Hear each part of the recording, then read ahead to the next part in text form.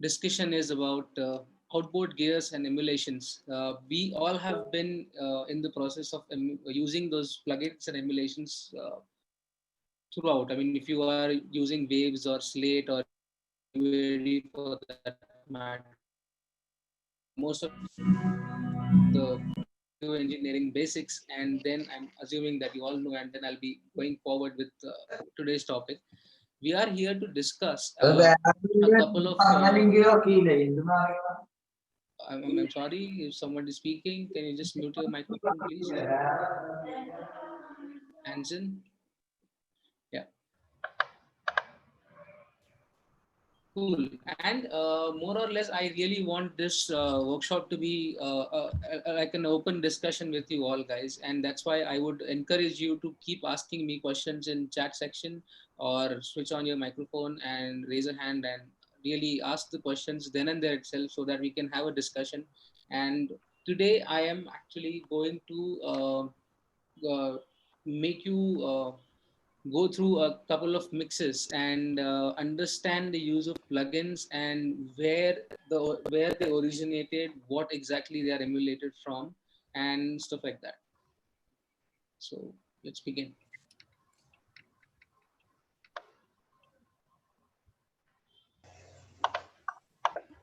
You can share a screen, right?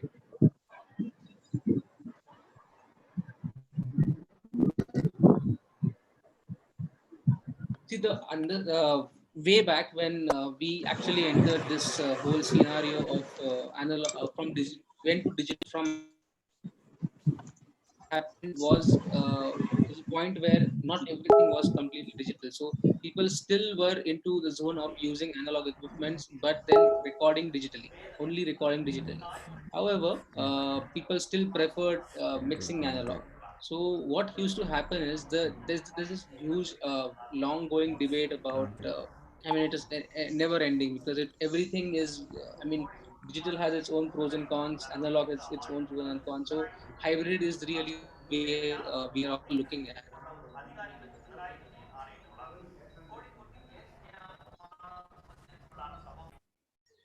Okay, guys, I request you all to mute your microphones, because it just creates a disturbance sometimes.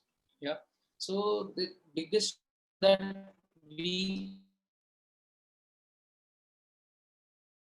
are completely in the computer and in the box mixing is happening today, and it is one of the easiest way to go around, also very cheapest as well.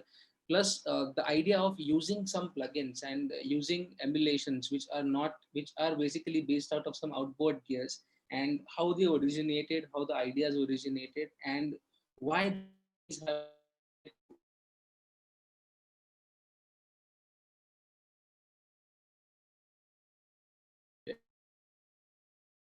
to the way analog consoles work, you might understand what taste and flavor they are bringing on the table, right? So more or less, yes, it is the same reason that analog is not completely obsolete and not completely going away from our lives. However, we are going towards something called as a hybrid setup, where I do not need a 88 channel console in my bedroom to get a mix done. I'm doing everything in the box, but I have a couple of small outboard gears which are like this big, like this small, and I'm trying to route my signals through that particular equipment and get the mix done.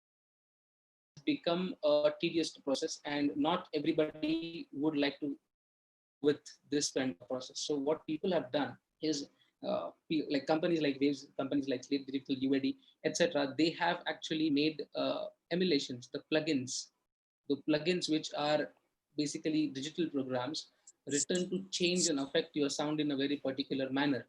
However, see, when I'm using, let's say, a compressor or a EQ on any of the audio track, they are specifically designed for a certain job. A compressor is going to deal with your dynamics. It is going to compress. You have several knobs.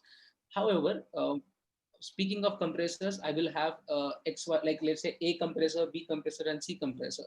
all of them have more or less similar parameters. So choosing which one to use is actually the frankly, I'm actually looking at what taste it is trying to bring it into my mix. It is more about what character it brings into my mix. It is to answer this question. It is very, I mean, to get you into the analogy of what car I want to buy. Any car is going to take me from place A to place B, right? But I'm making a 800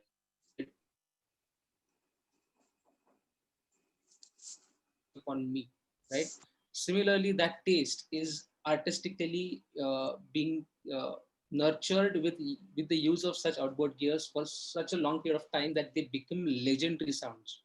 They, if you start understanding, if you go back and start analyzing the mixes, analyze the masters who have done all these mixes, you actually start understanding that there are some set of gears these guys preferred, and that sound is seen to be unique in all of their work. Every music piece is different, every composer, every artist is going to be different. However, what they are going to have inside of this is actually the taste and what character they are trying to bring out from all these emulations and from all these outboard gears. So yeah, so again, what should I be using? Should I be using a plugin? Should I be using a hardware? Frankly, this question is moot because it does not matter as long as you are making good sound or good music and you know what you are doing. But anyways, the idea of having a plugin which is based out of some hardware that exists is idea where you understand that hardware really really well so that you can use the plugin also really well. So in your mixes, since the digital audio workstations have given you the liberty of quickly insert the plugin and get it done, that was not something which was available in case of analog world. To actually insert, you really had an insert slot. You used to take it out, it goes there, then there are sends and returns. You had to create those auxes. Everything went to a particular equipment, came back, and then you blended it, and or sometimes you inserted that particular outboard gear, and then you have got your signal back into the console, work it out, check it out, and then print it into your system in advance of performing your mix, right? Like a performance. You had to be, it is on your nerves. You are continuously on the desk, twiddling those, tweaking those knobs, moving those faders continuously, and trying to be and perform your mix. Digital is taking you, and if you have the same mentality but inside the box, you have a liberty to do anything and anything at your pace and at your will. What happens is I can simply go and insert 10 plugins on a channel, on a particular channel strip, and start going and achieve whatever I want. There are, see, there's a thin line between knowing the rules and then breaking them, and breaking the rules without knowing them. So uh, inside your DAW, is it possible to achieve that kind of sound and that kind of process? Every DAW, the structure of the DAW is basically modeled out of the concept of how a console used to work, right? Any console for that matter. And it does also gives you a ton, like hell amount of flexibility as well, which probably an analog console is not going to give you. However, uh, that does not give us a complete freedom of using it the way we shouldn't be using it if we are actually we are wanting to get or reach at a point where we want that particular sound to be there in our mixes. So a lot of these people, especially all these masters, they and the studios. If you go to Abbey Road, if you go to Capitol Records, if you go to YRF in Mumbai, they boast of their equipments. They have certain equipments which they are really proud of, and that decides the color and the texture of what sound they are trying to bring in. Yeah, I'm talking about mixes here. Yeah, of course, recording spaces are also great, and recording spaces are also responsible for that kind of sound from that space. I'm talking about the mixes. So these engineers, they use specific equipments, and they would talk about these equipments. Okay, I would probably use an leveling amplifier. You must have heard about the name LA2A.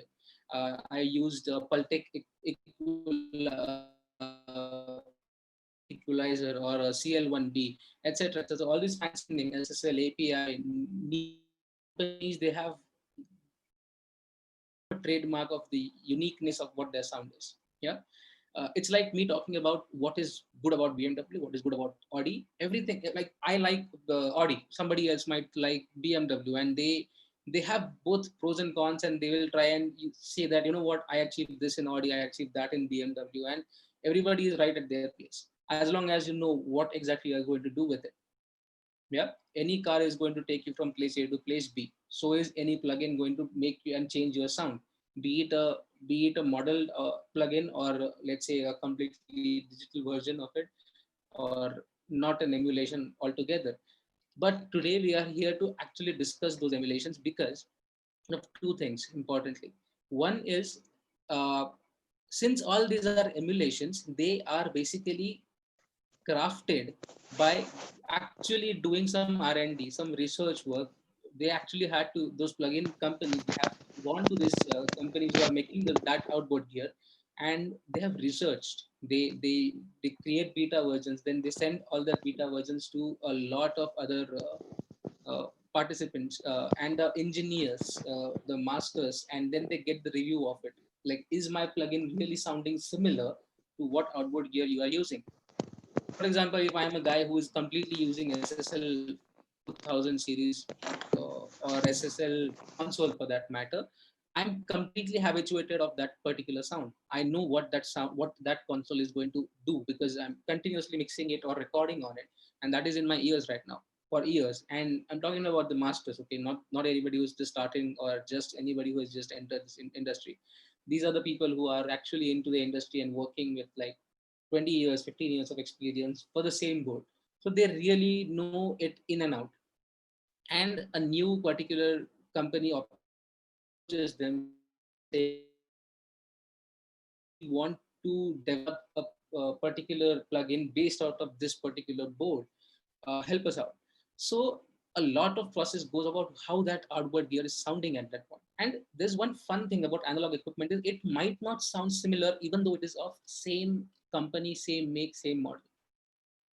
That's analog for you because analog is something which is very much dependent on the external factors of the current voltage, also uh, the heat that is being produced inside that analog equipment. Especially I'm talking about tube uh, cube compressors or cube equipments. So the sound, even though it has a unique texture to itself, uh, I have, let's say, a model A, somebody else has a model B of the same output gear, it might not sound similar. It is supposed to sound similar, but given the circumstances of where and what exactly we are recording, it might not sound similar. So that has always been a trickiest part. However, when we are talking about plugin, throw that plugin and it has to sound similar because that is how it is programmed to.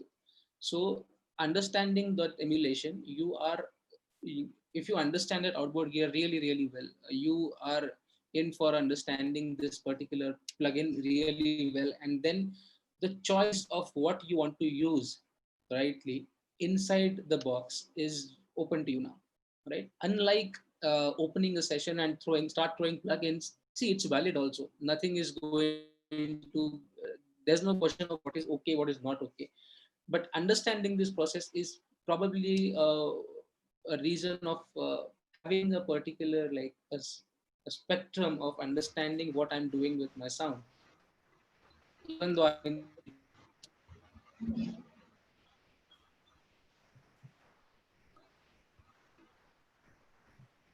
space.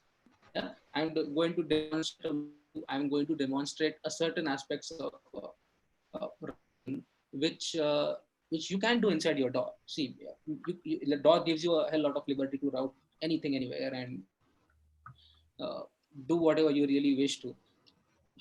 However, if you start understanding some consoles, some, I'm not saying whole, but some legendary consoles,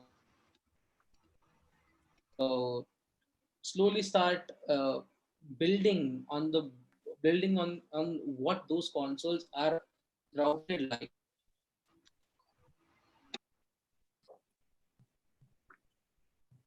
Proper setup where those plugin emulations can also be used just like the way that console is being used.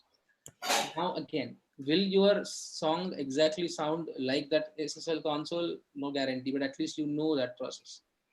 At least you are into that process, and you will be understanding what all uh, routing uh, changes have actually affected the way your plugin is acting right now, instead of just throwing a plugin and using it.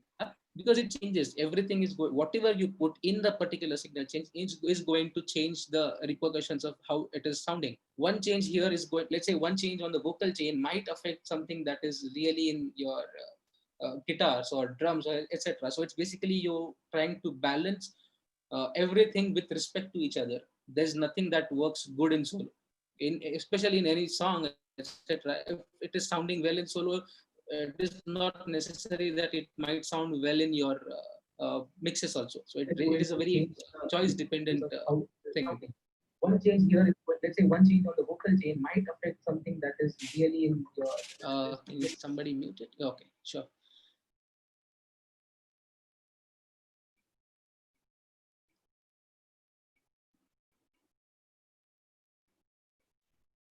Okay, this is a question from Ashbin. So whole point of working with analog gear is you have it in the analog signal, but plugin is trying to emulate it digitally, right? Yes, that's what I was saying as of now. Pro VL is something everyone should try it out. Possibly, of course, you should try it out. See, that's what I'm trying to tell you. Understand that outboard gear is outboard gear. Nobody is going to replace that taste or that quality or something that analog is still trying to give you, right? However, using plugin randomly in your mixes the way you want to might not give you the same result which a plugin is intended to be or intended to do. I hope I'm answering that right, and I'm going to show you how. Because uh, again, see, I'm not saying that this is the only way you should do it, right? You might take a plugin through and start using, and whatever, anything can happen. But this is one of the way where you understand the full potential of what that plugin can do or cannot do, right? Sometimes a bus compressor is meant to be on the bus for some specific reason. You can actually have it on your, let's say, a single vocal track also. That is not, it is your choice. Frankly, it is not there's nothing like you are harming your mix or something like that, but then it is designed to be on the bus for some several reasons. If you go for a plugin that is made by ssl bus compressors, API bus compressors, it is very specifically made because the ratios and the threshold and something that they have is been set. You don't have liberty to full or like take the knob from 0 to infinity and keep changing and understanding it. State it's 416, 412, 8, 412, 16. Nothing yet, nothing more than that. Why just three buttons, three ratios, done? Why? Because it perhaps is designed to understand and get the signal of a bus and not a particular track. Even though that particular outboard gear or plugin is not going to understand कि ये signal bus से आ रहा है or it is coming from a signature track. It is bound to take and glue it together. When I use such words, glue, mud, I hope you are understanding all this tech terminologies, considering how mixing works. So if you have any questions about all these things, uh, then please you can. Okay, just give me 5 minutes.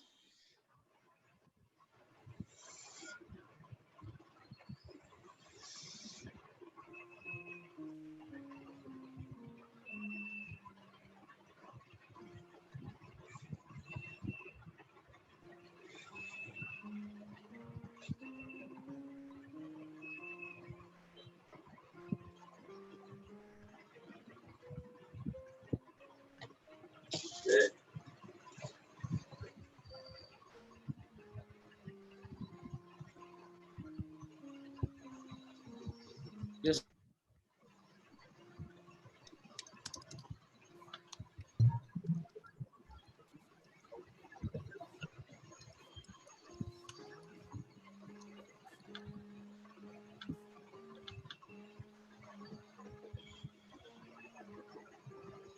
yeah. So let's continue. Uh,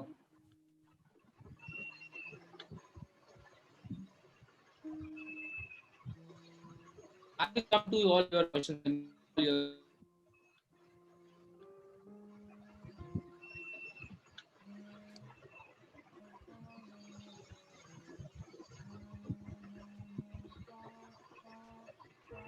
that's okay. Yeah. Is my audio breaking up? Am I not clear? I think I'm clear, right? Yes. Yeah. If my audio is breaking, etc., I'm seeing the chats now. Sorry, but I think I'm clear as of now. If not, please point it at the same time, and I will help you out. I'll redo it again, and perhaps talk about it one more time. Okay. So now understand. Let us understand outboard gears. Most of you guys really are aware of this, so I'm just throwing this information to for you to have an understanding of what exactly we are going into. So outboard gears or external units can be used either during the live performance or in the recording studio or while you are mixing it. And these are separate from the effects and everything that are already inside your console and already inside your DAW, right? These are outboard gears, hence the word outboard. They are not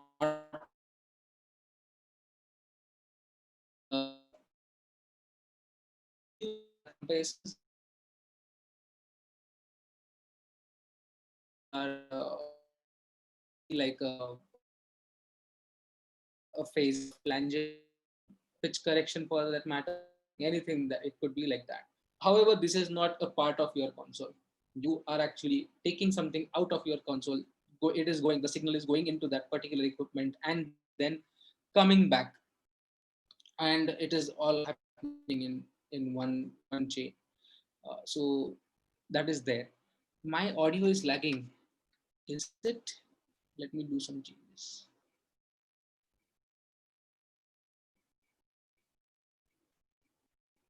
Yeah, am I audible right now? I think uh, I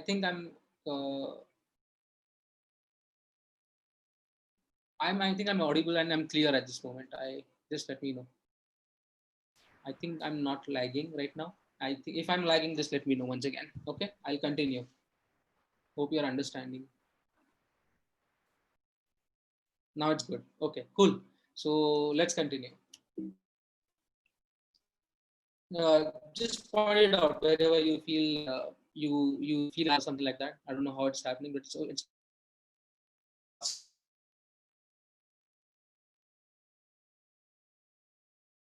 same results can be achieved inside the DAW. Same anything can be achieved on the board also.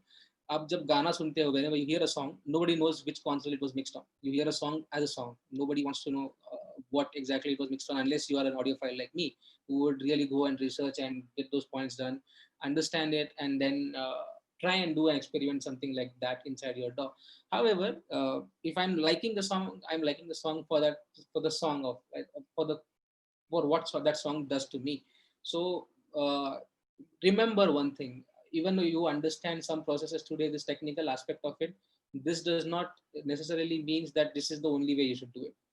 That's not how mixing works. It's an art form. It's not a rigid process with manuals in it. Like this is the only step that you have to follow. Okay, every mix engineer, every mix is different, every song is different, and start treating them like that. And but however, see the magic happening by using some tricks and techniques here and there, some tips.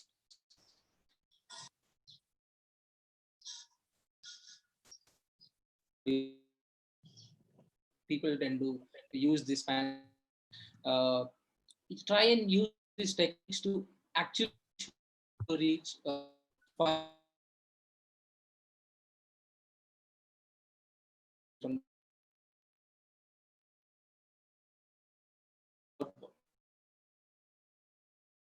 studios. There are some studios. You go and start typing Abbey Roads. You go and start typing Capitol Records, etc., etc. These are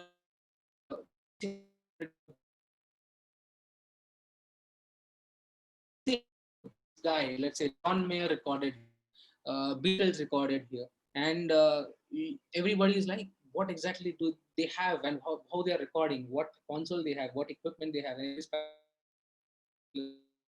and then since that song is hit, so is the equipment, because everybody is actually trying to achieve that particular thing.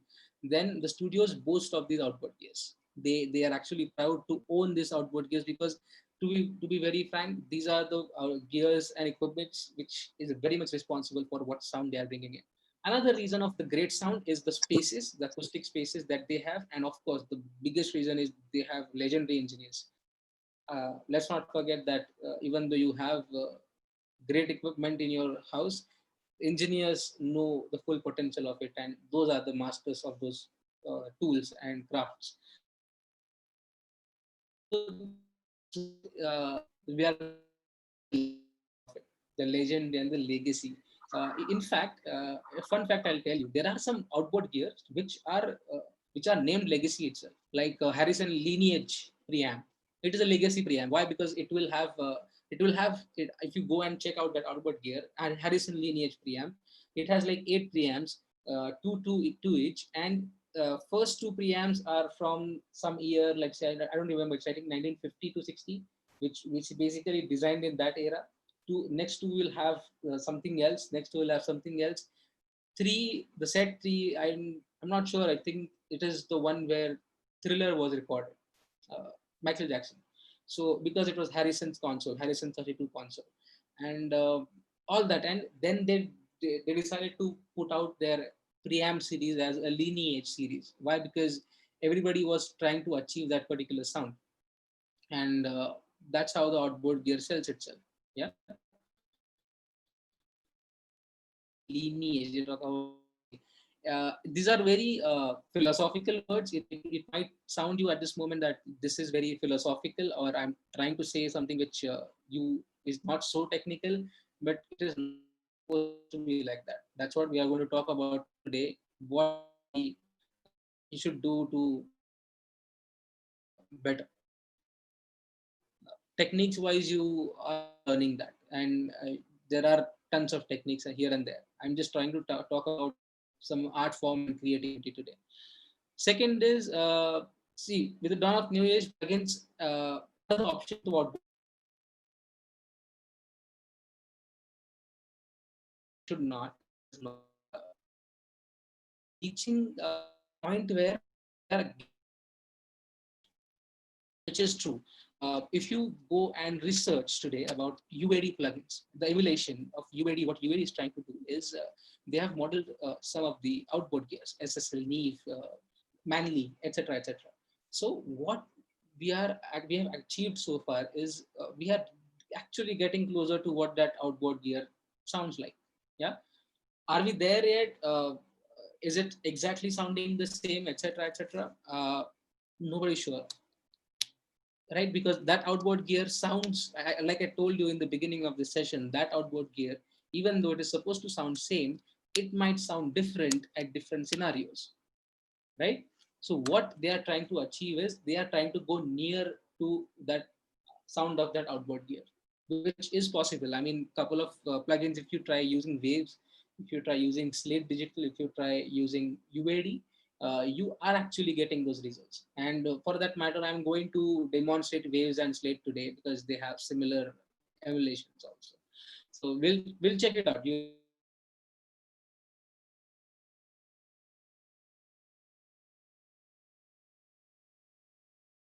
that of course, each outboard gear is, again, I'm saying the same thing, but it is very important to know throughout the process. It is, if you quickly hook up outboard gear into something, you immediately understand the change that particular outboard gear is trying to bring.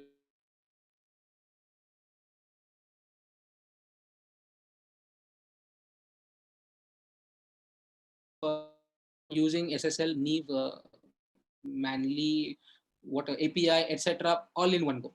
Yeah, it is about how I want to treat my sound like that. I might have first SSL EQ, I might have API EQ, I might have Neve, etc., etc., in one channel itself.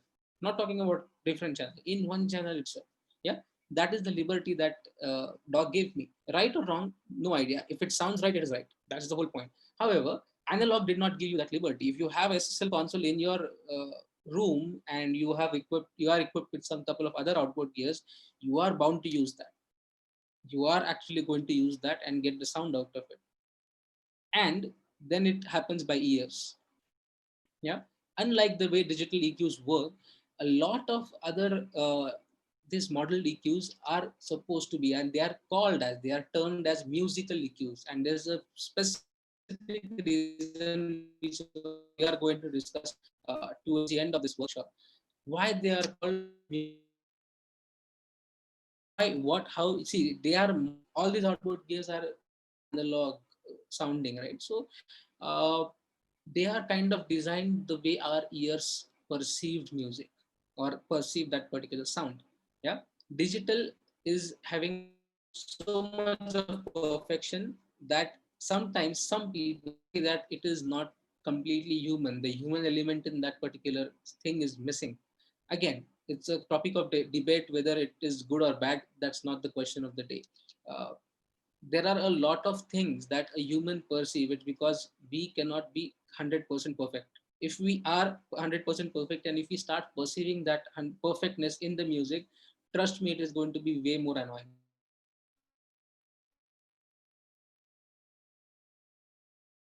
Seriously annoying. So that's there. Just let me,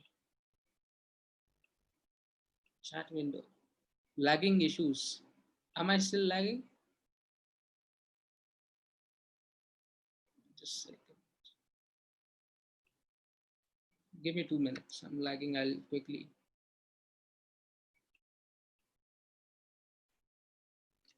Audio is good.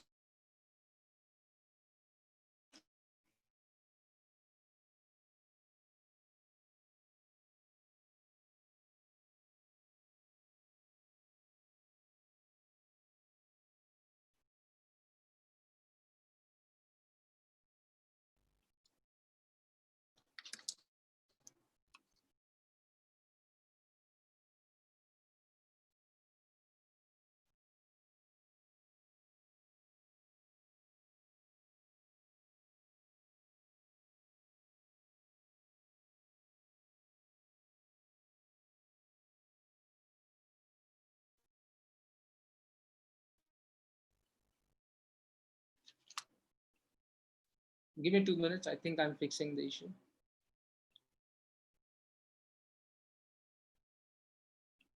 My internet connection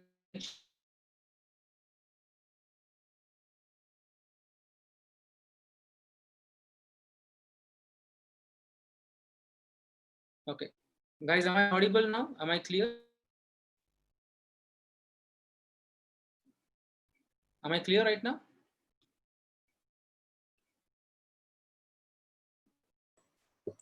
Yeah, Mohit, it's a bit better. It's better. Roger, can you just help me, Roger and Jamie?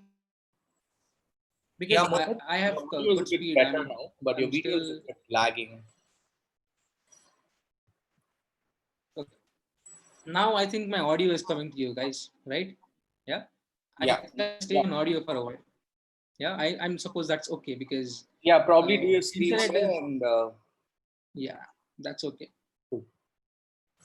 It's showing my network bandwidth is low. No, I've got like a 20 Mbps speed with me right now. I'm not sure why so.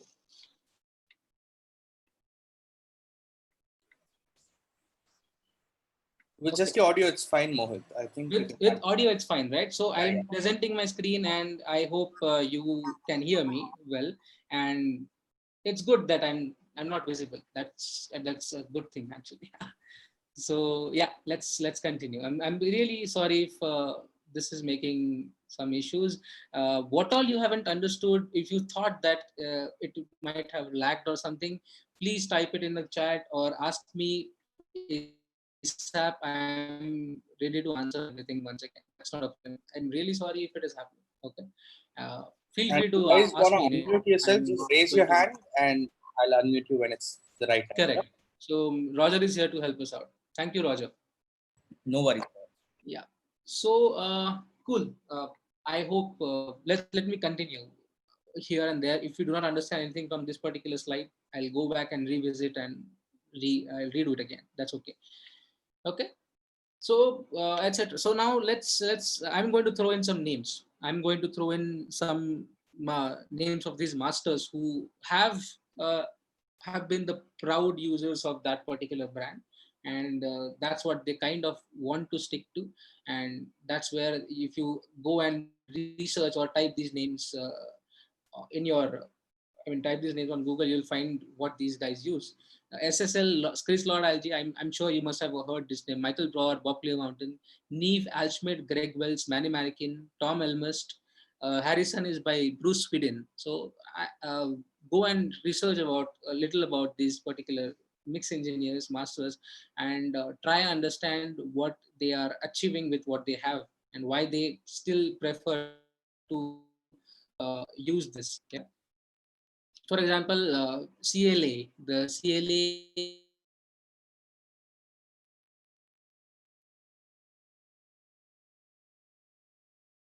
waves, which are CLA plugins, are basically what we can say are SSL with a combination of what CLA thinks, CLA thought, and then build those plugins for you.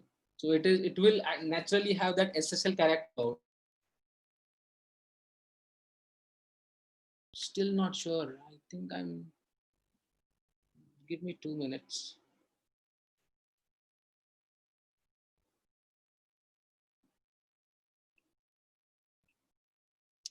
Give me a minute.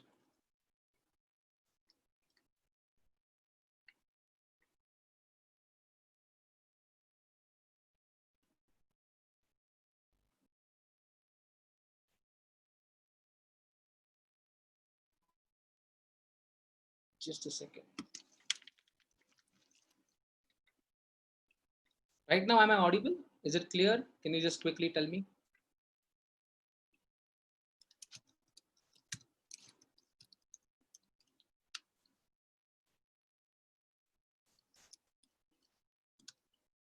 Okay, cool. I think I'm audible right now. And my speed is showing me 25 Mbps, but still, I don't know what is wrong.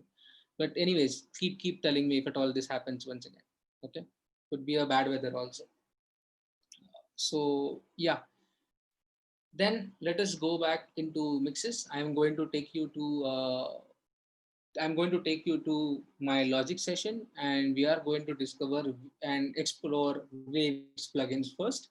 And then I will actually be taking you to understand some SSL what we can say SSL emulations first, and then same with Slate emulations. So I'll quickly take you to my session. All of you can see my logic window. This is Logic Pro X. I am showing this. I prefer using Logic Pro X. I am changing my Zoom audio device.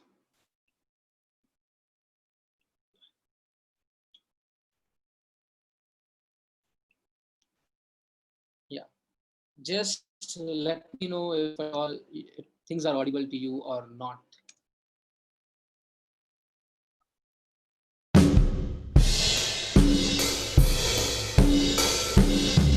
Audible? I'm just playing the groove track, the drum track.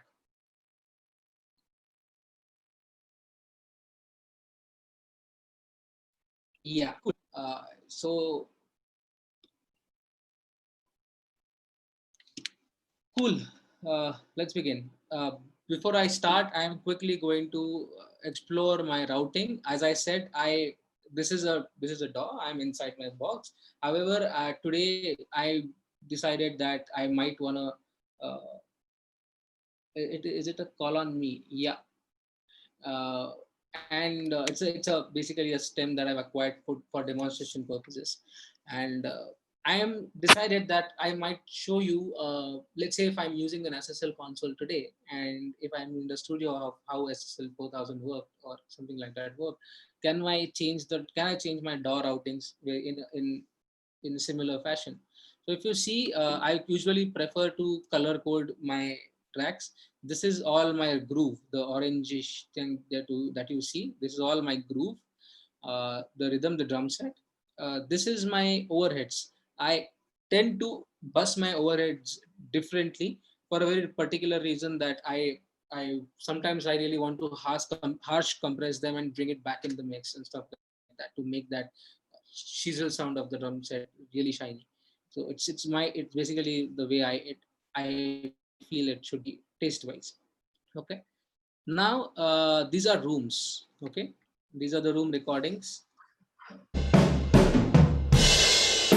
Again, if you see, I have routed these room twos to one of the auxes that I use. It's rooms. I do not. It is for blending purposes. I might not use rooms. I might use rooms. Let's say in verse I do not want it, but in chorus I open them to make it sound bigger. So all that can be used, and that's why I want to control it using one aux. This is tambourine, a percussion element. Yeah.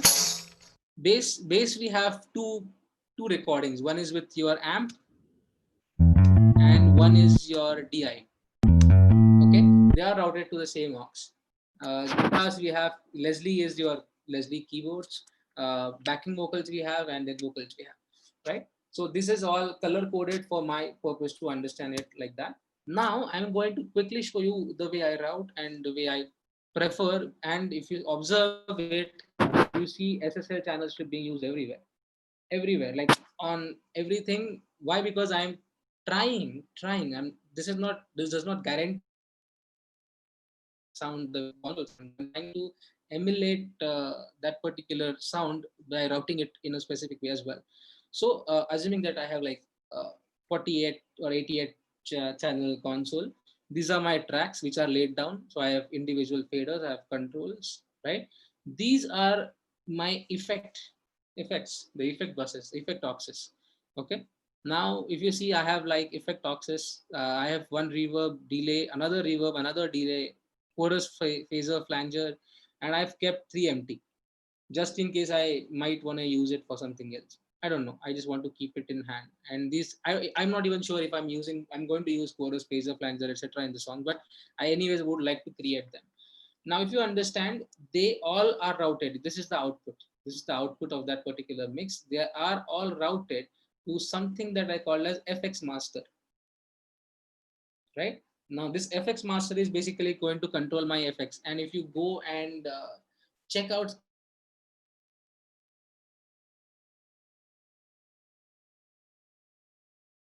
serving as your master, you can route anything to those faders, 8 faders, and you can control the this is very helpful for your gain staging, right? For example, if you go here, this is my FX master. I'll quickly color code it for you to understand. This is brown is my effects for this session. So this is my FX master. I can mute it and all my effects are gone because all my effects are basically routed to this particular channel, right? This particular aux. Now everything from all my auxes, from reverb 1 to my FX master, everything goes to my pre-master. Pre-master is my submix, right? D-master 3, 2, 1. I use 3 of them for gain staging. Why 3 of them? Again, it is very much modeled out of how SSL console works. If you have got chance to work on SSL console, you will understand that 4000 series has those 8 faders where you can take your masters, route from one to another, and have a well balanced structure for your gain staging. So I tried emulating that in a way. Okay, so my pre-master 3, 2, 1. 3 goes to 2, 2 goes to 1, 1 is my stereo out. Okay, this is the routing that I use. Now, if you observe, I'm going to open up this particular channel strip. Is it visible to you guys? Can anyone quickly tell me? Yeah, it is visible. Yeah, cool. Yeah. Just confirming because I'm going to demonstrate a lot, so I don't want anyone to not see this. So if you see this is the SSL console channel strip. It looks very much similar to how SSL console does. Even the way they are colored and all. This is how SSL looks. If you go and observe, first we have is the filter section. Now this filters is basically your EQ, right? It also includes your EQ. It's not just high pass and low pass. This is one section over here, right? This is the dynamics. You should see this is one section. This one whole section is filters. and this is dynamics. Yeah. Now, if you observe here, what all we have is I have my filter, my high cut, my uh, my low cut, my high cut. Yeah, and I have an option to split them. Okay, split them. Split as in the way they are interlocked to each other, or you want them to link and have like cut from both the ends. This is my HF. HF is high frequency. My gain knob and So, frequency selector. Yeah, anyone so I asking? had a question. Please go. So how does that premix 3 to 1 like? What's the actual use of it? Like, how can you use Gain it? staging is the use of it. Gain staging. Gain staging is a concept of actually understanding. Quick thing. Uh, I have a huge bucket with me, bucket of water, right? And uh, what I do is I draw some of the water from that bucket to put it into another bucket. Or let's say I fix a pipe to that one bucket going to the another bucket. Yeah. What I'm trying to do is I'm actually trying to take some signal from that particular zone and putting it in another, right? So एक जगह से मैं निकाल रहा हूँ दूसरी जगह पे डाल रहा हूँ. कितना क्या करने वाला हूँ and how much I'm going to use it and how much I'm going to blend it back in the mix. Okay, is very basically depending upon me. So I have these auxes and faders, like these three pre masters to help me gain stage. If at all I put a plugin here which I like it taste wise, but it might change the way my loudness is changing. I might take the fader down by 3 or 4 dB, and this is affecting the entire song now. Not a particular aux, not a particular section in a song. This is going to affect the entire song. I might like a particular tape machine over here, and it might, or a compressor here, and slightly do some makeup change. I don't know anything, or probably compress even more. This is going to affect something that is coming to this fader again. So I have liberty to use it or not use it. I'm using 3 because I can use 3, and I'm using it because I'm in DAW, or 2 or 1 is also sufficient sometimes. The question is, do I apply certain plugins on your premixes as well? Yes, I do. I'm going to go there. I do, because see, and also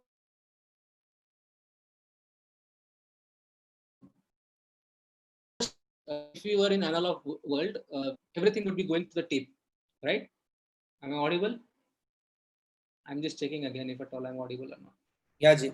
Yeah. Mm, Cool. no. So if I'm on, let's say if I'm on old analog gear, I am everything. Let's say we don't have computers in this world, and we are in that era. We are making sound, and everything is now going to tape. Like everything, all like the entire song is going to go on tape.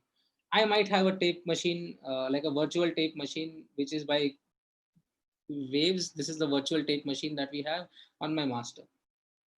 What this tape machine brings, I'm going to demonstrate that also. Okay, because see, ideally this plugin is not recording, right? It is a plugin. This particular tape, even though it rotates, it's not recording. It's just a plugin, and it is doing something to my sound. What it is going to do, how it affects, and why I'm putting it on my stereo, I'm going to discuss it when we start going there. Yeah, let's come back to our SSL channel. Okay, so I'm soloing my kick. This kick is from U47 and FAT. Yeah, then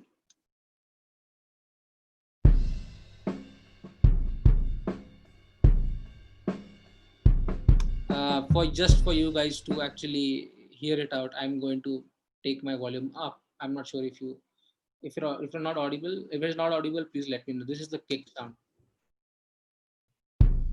If you hear the gate, there is this gate. Sorry, there is this snare that is there. You see this chunk over here, this particular chunk. It is basically. I'm not a fan of actually removing bleeds everywhere because but if it is necessary, I do that, or otherwise bleeds can actually make things sound better as well. but I'm just going to show you how I just am demonstrating dynamics in this particular plugin. So I'm going to demonstrate gate first. If you see gate, like you used to have it on your console, I will engage the gate first by clicking here. You see this green LED going on and off. Yeah, I want some fast attack, so I'm changing my knob to like the button to for fast attack. Uh,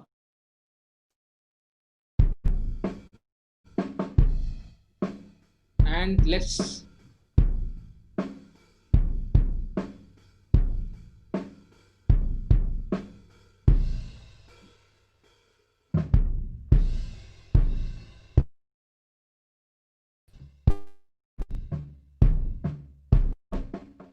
yeah, comparatively reduced.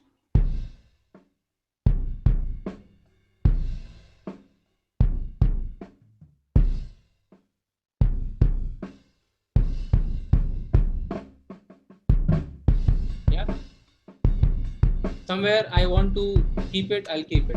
If it is loud enough and it is blending well with my snare, I might keep it.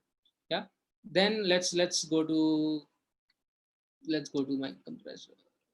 Let's say if I want to have certain amount of compressor, I'm doing it solo. I never do it by soloing tracks, because that's not how it you are supposed to hear the sound of it. But I'm doing it because just to demonstrate the plugin to you guys. Okay, now let's say dB of compression is enough. Again, I don't want fast attack.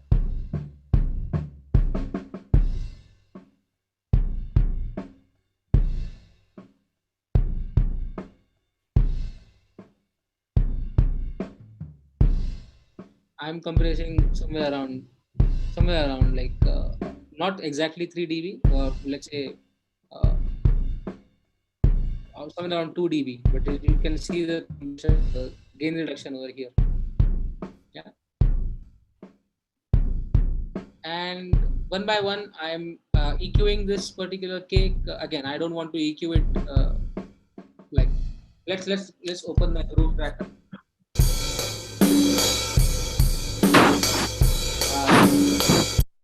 My snare top and bottom, and I want to check for uh, usually with snare top and bottom and overheads. I quickly check for my phase.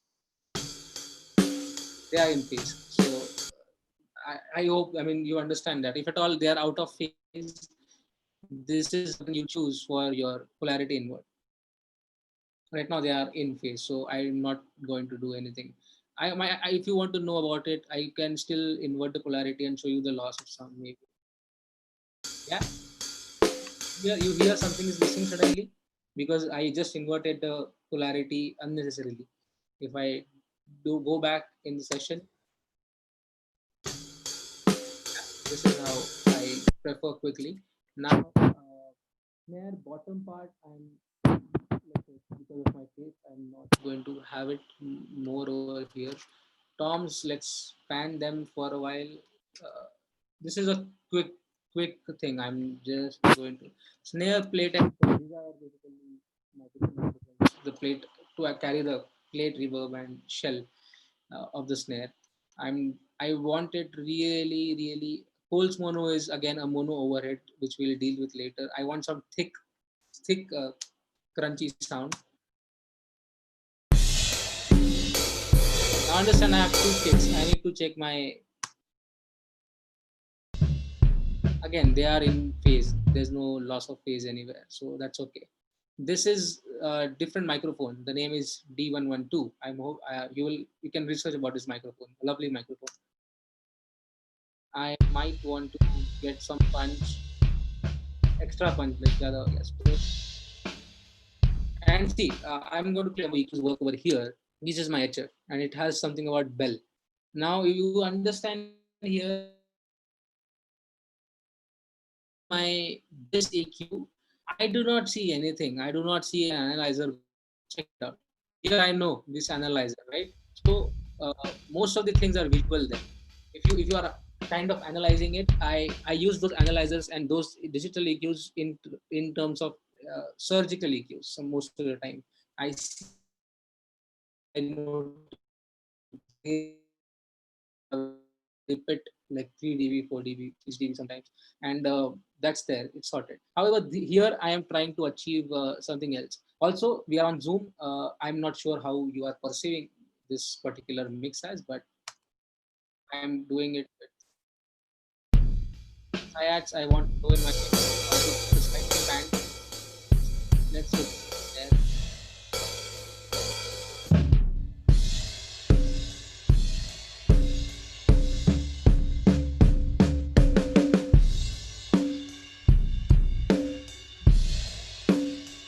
Again, I'm doing some changes.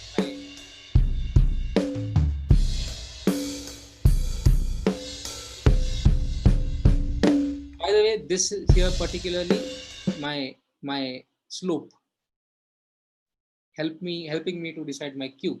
If you understand SSL, the way SSL consoles were designed, okay, you'll understand that HF did not have that.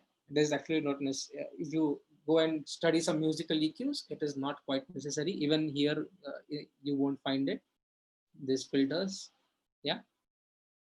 However, in high mid frequencies and low mid frequencies, you have that, and here you have option to have a bell. Is it a bell curve or not a bell curve? We want that. For example, if I select a frequency, let's say I want 84 hertz boosted by 3 dB.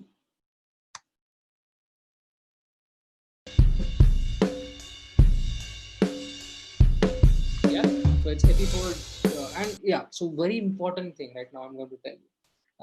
If you have here EQ to dynamic section, so there's this question, okay? There's this question where when analog equipments were made, there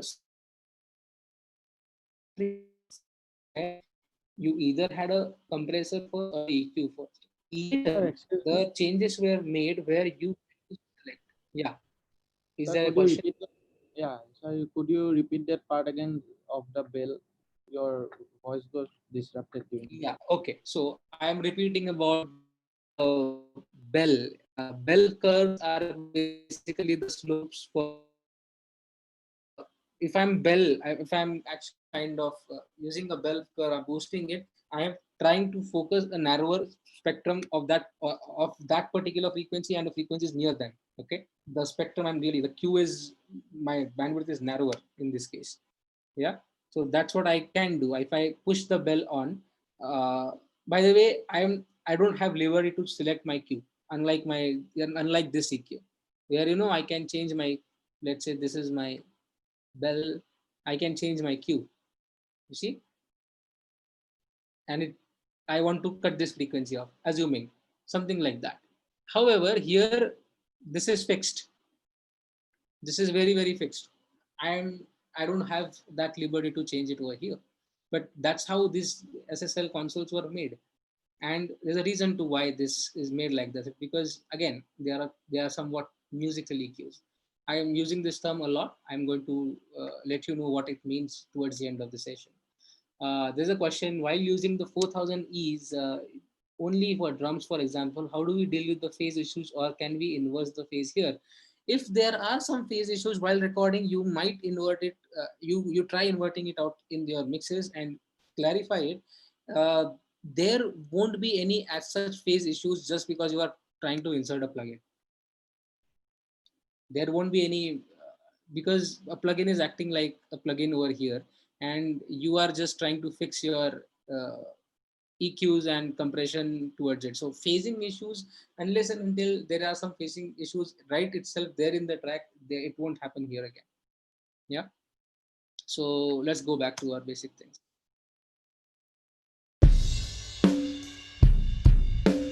Let's open all my snares.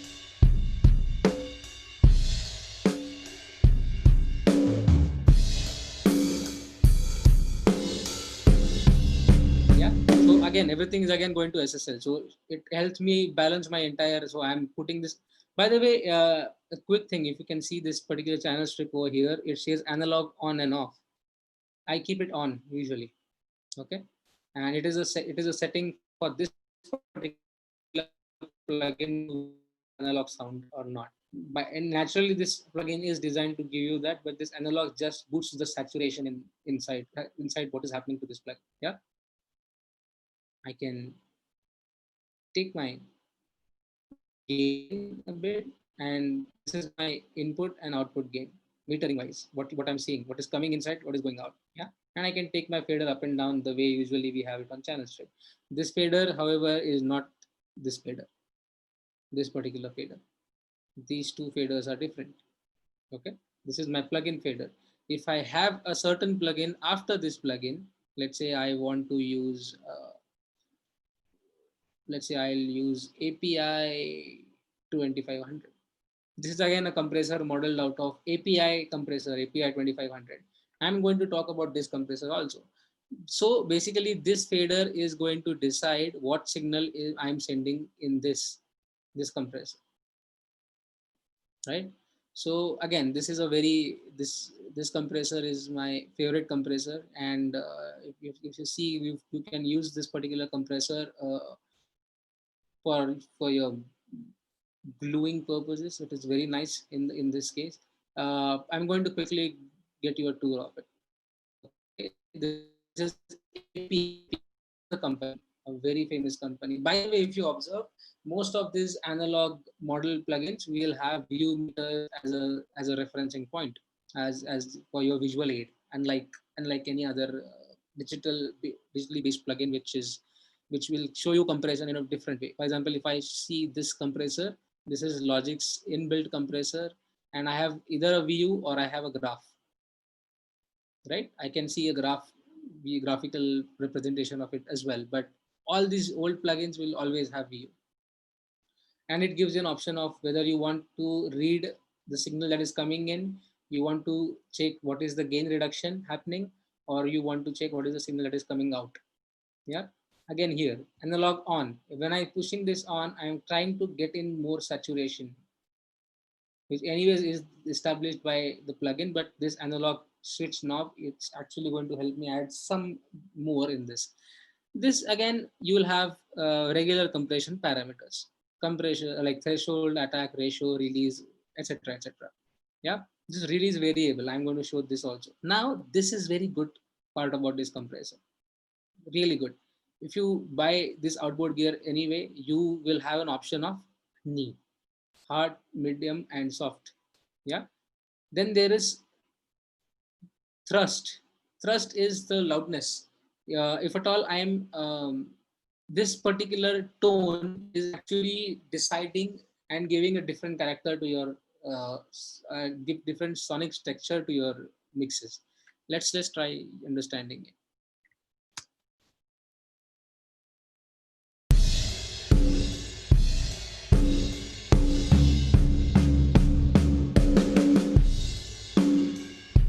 I'm going to switch between loud, medium, and norm and see if you can understand a little bit of difference. I am quite not sure if at all it will be super clear to you because we are broadcasting this and we are on Zoom. But still try and understand it if it is making some sense to you. We are at loud.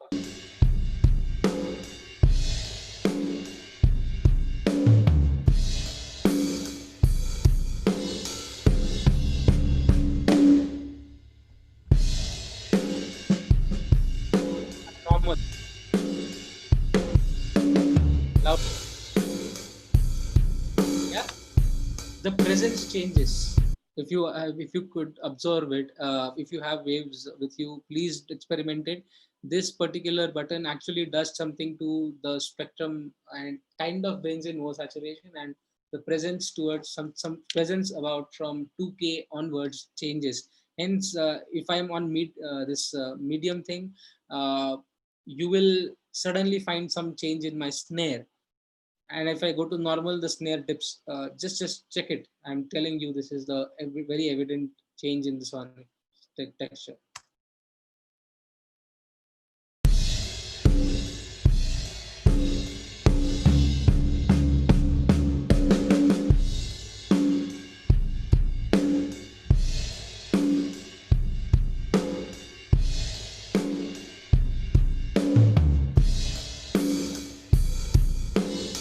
When you are at loud, it is suddenly making it tighter and more punchier.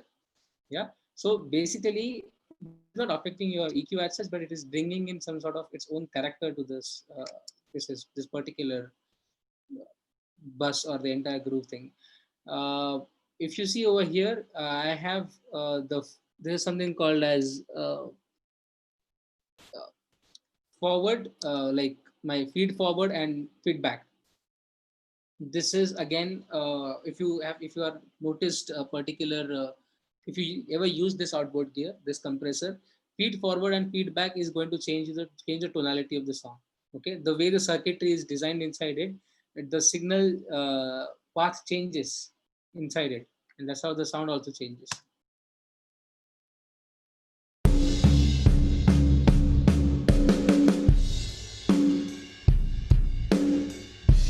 Yeah, a switch and you are hearing something else only. And now this particular compressor is on my groove bus, so I'm actually affecting the entire drum kit at this moment. And then there is our favorite knob, which is manual makeup gain. People have to refrain from using it so often because compressors are not actually to make things louder unnecessarily. They are there to handle your dynamics well. So if you want to handle it. Maybe I think I'll boost it by 3 dB or something like that.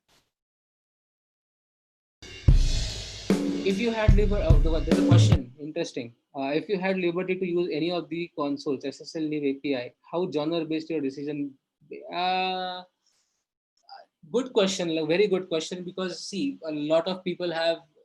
There are mixing engineers and those masters who speak about genres, and they are specific about those genre. For example, Al Schmidt, Bruce Swedin, CLA, or people like Leslie Brathwaite, etc., etc. So these people, they have the forte, what I can call it as, about mixing in particular genre, and that's why they use it. But I would not like go for mixing on that any particular console because of that genre of the song. Because genre of the song is it can be achieved anywhere. I mean, does it matter if I use Neve on what song is bringing? I don't think so. I will use any of it depending upon my taste for that song. It won't. It will be genre independent. It will be song dependent. If you are understanding the difference here, it could be a pop song, like a very in the box kind of, or let's say a dubstep. I might go for a Neve to have some sort of saturation and warmth over the entire track. It depends. It really depends on how I use it. Point is the liberty. Am I in the position to have that kind of liberty to choose between three of them? Mostly not, because they cost a bomb. And having a SSL console or a Neve console is not a joke.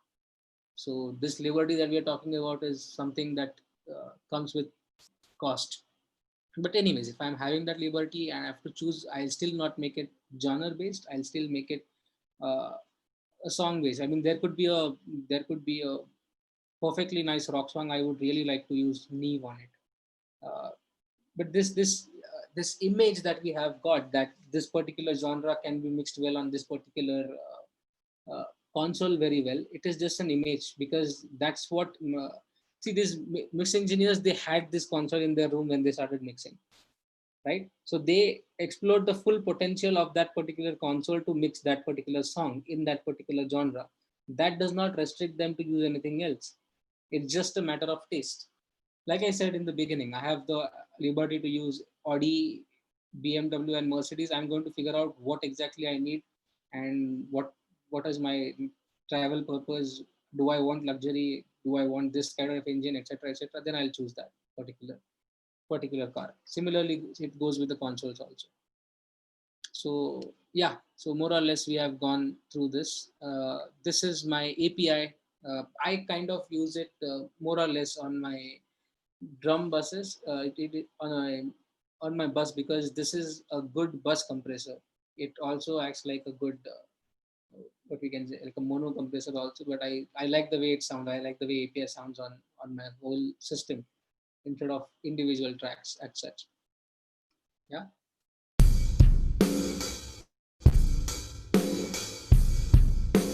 So this happens about wave. I am see. I've just opened this particular thing to demonstrate some plugins to you. I am going to demonstrate Slate right now. Okay, snare top. Let's snare top, and I'll cancel my uh, this thing. So this is the liberty, right? This is the great liberty which DAW has given me. SSL use karo, Neve use karo, kuch bhi, but on your taste. So now I'm going to go to Slate and I'm going to go to virtual mix rack, and which usually comes with tons of plugins already inserted in it, but I prefer to remove all of that and start by myself. This you see again SSL. So I'm going to remove everything. This, by the way, is Neve. Okay, I'm going to come to that. This tracer I don't want. Revival I don't want. Trimmer I don't want. Okay, let's focus only on SSL because we are going to compare the sound right now. Okay, I am inserting SSL over here, and also I am going to insert Waves SSL just to demonstrate same emulation can sound different by different companies. Yeah, let's concentrate only on snare. Is that SSL? Yes, it is SSL. This is my snare. Okay, right now you are hearing only and only through my well, I'm going to switch this off. Okay, this snare top solid state level. This is my snare top. Okay, this is my this is the sound of my big digital. Same EQ is there. Literally same EQ. You can see this. I'll switch this off and I'll switch this on. Notice if you really find some big change or if you don't find anything.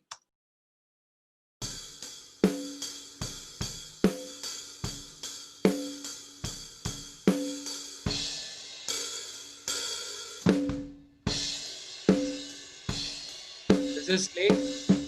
This is Wave. Not much of a difference. I'm not. This is not as evident, but then there is. But if I start EQing it, I'll have this. Let's say somewhere around 11.5K. I want some boost of 4 dB.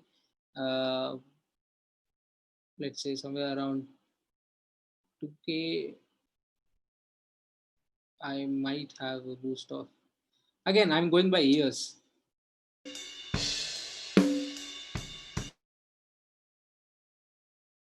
Let's say some. This very annoying. This is my EQ. This is EQ. We'll quickly copy the same EQ on SSL and try and understand this plugin also. How much? What is it? 11.5. I will have the same frequency over here.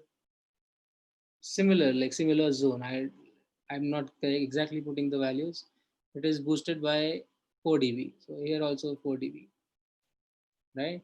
Then what is the change that I'm bringing in my high mid? I've done nothing to high mid as of now, so I'll keep that aside. What is this? This is 2.26. By the way, these are the figures that a digital world lets you know. But if you are completely analog, try avoiding looking at this also. Try going it by ears. This is the fun fact about using this plugins is you really start using your ears and not your eyes for EQing things. And it has to be by ears all the time. So somewhere around 2K, I want somewhere around 2K, or let's say 2K, I'll use it from here. 2K, I want some boost, and 220, I want some dip. 220, of course, it's muffling. So I have more or less same EQ. Okay, let's see if it was making some big changes or not. Only digital. Yeah. Now waves. They sound different. They are different. The way they are manufactured and they are supposed to sound, it really feels different as well, right? So anyways, this is very creative decision. I'm just trying to demonstrate same emulation by two different companies, not necessarily sound same. they might sound different. They can be different. However, the basic structure and the basic taste of it remains same. If I suddenly change everything to need no, the entire sound is going to change. And let's try doing it. Let's change everything to some different EQ altogether. I don't want any SSL right now. So let's have a very different rack altogether. I will have let's say go to waves and let us try having Pultec maybe.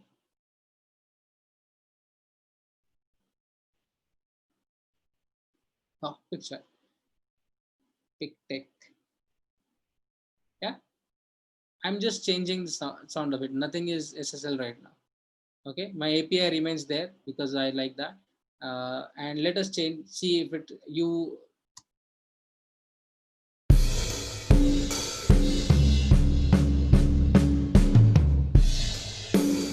changed. Every single thing is changed. My texture, my color of the drum set, the way it is starting to sound, it has changed from what SSL sounded.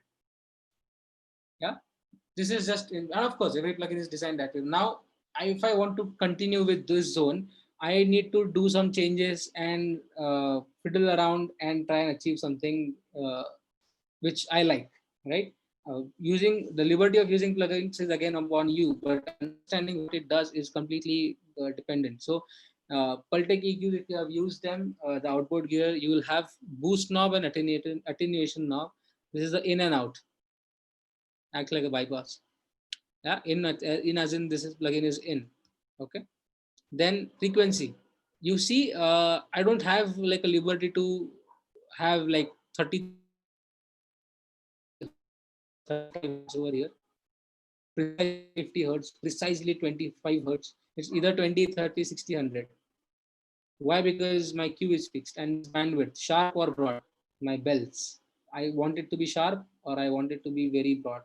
Something like this. Yeah. Same with my high frequencies. Yeah. This is my K cycles per second. Yeah. Kilohertz basically. So again, I can either boost it and attenuate it. Yeah. So if I do both, if I boost by 4 dB and I attenuate by 1 dB, I am trying to change. I am still affecting somewhere where so let's say I'm on my 10K. I boost by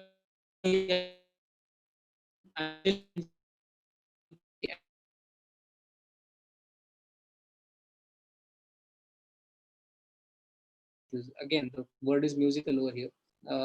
And of course attenuation selector of how much I want to, let's say I want attenuation at 20 kilohertz, 10 kilohertz and 5 kilohertz depending upon me, and do I want any gain or no. I might use some gain on the top of this. Yeah. So after, because I just want the flavor of this to come out, so I can use Pultec in that particular way. Okay, this is one good example of having a complete different set of EQs and trying out. But then it tries giving or adding a different color, and then you have to select whether you like it or not. Yeah. Again, so like the question was asked, if I had a liberty, I feel I would like to have SSL on this, and I'll go by that. The combination of SSL, API, and Pultec. Neve, I might go for my vocals. Let's just concentrate on my vocals right now. Why you was racing uphill, falling like the hardest Quickly, I don't want this too much of stone that ever fell. Blame it on a bad dream. No, I didn't mean if it. you see somewhere around 220, it's muffling, and I'm going by ears. I don't have any analyzer or something like that. So I would quickly go somewhere around 220, 200, something like that. I will take the volume down just because I want to hear that particular annoying frequency. I'll boost it up. Damn thing. Anything to keep yourself from coming clean. Yeah, I don't want this. This is, if you see this, check it out. Tell it in a tall tale.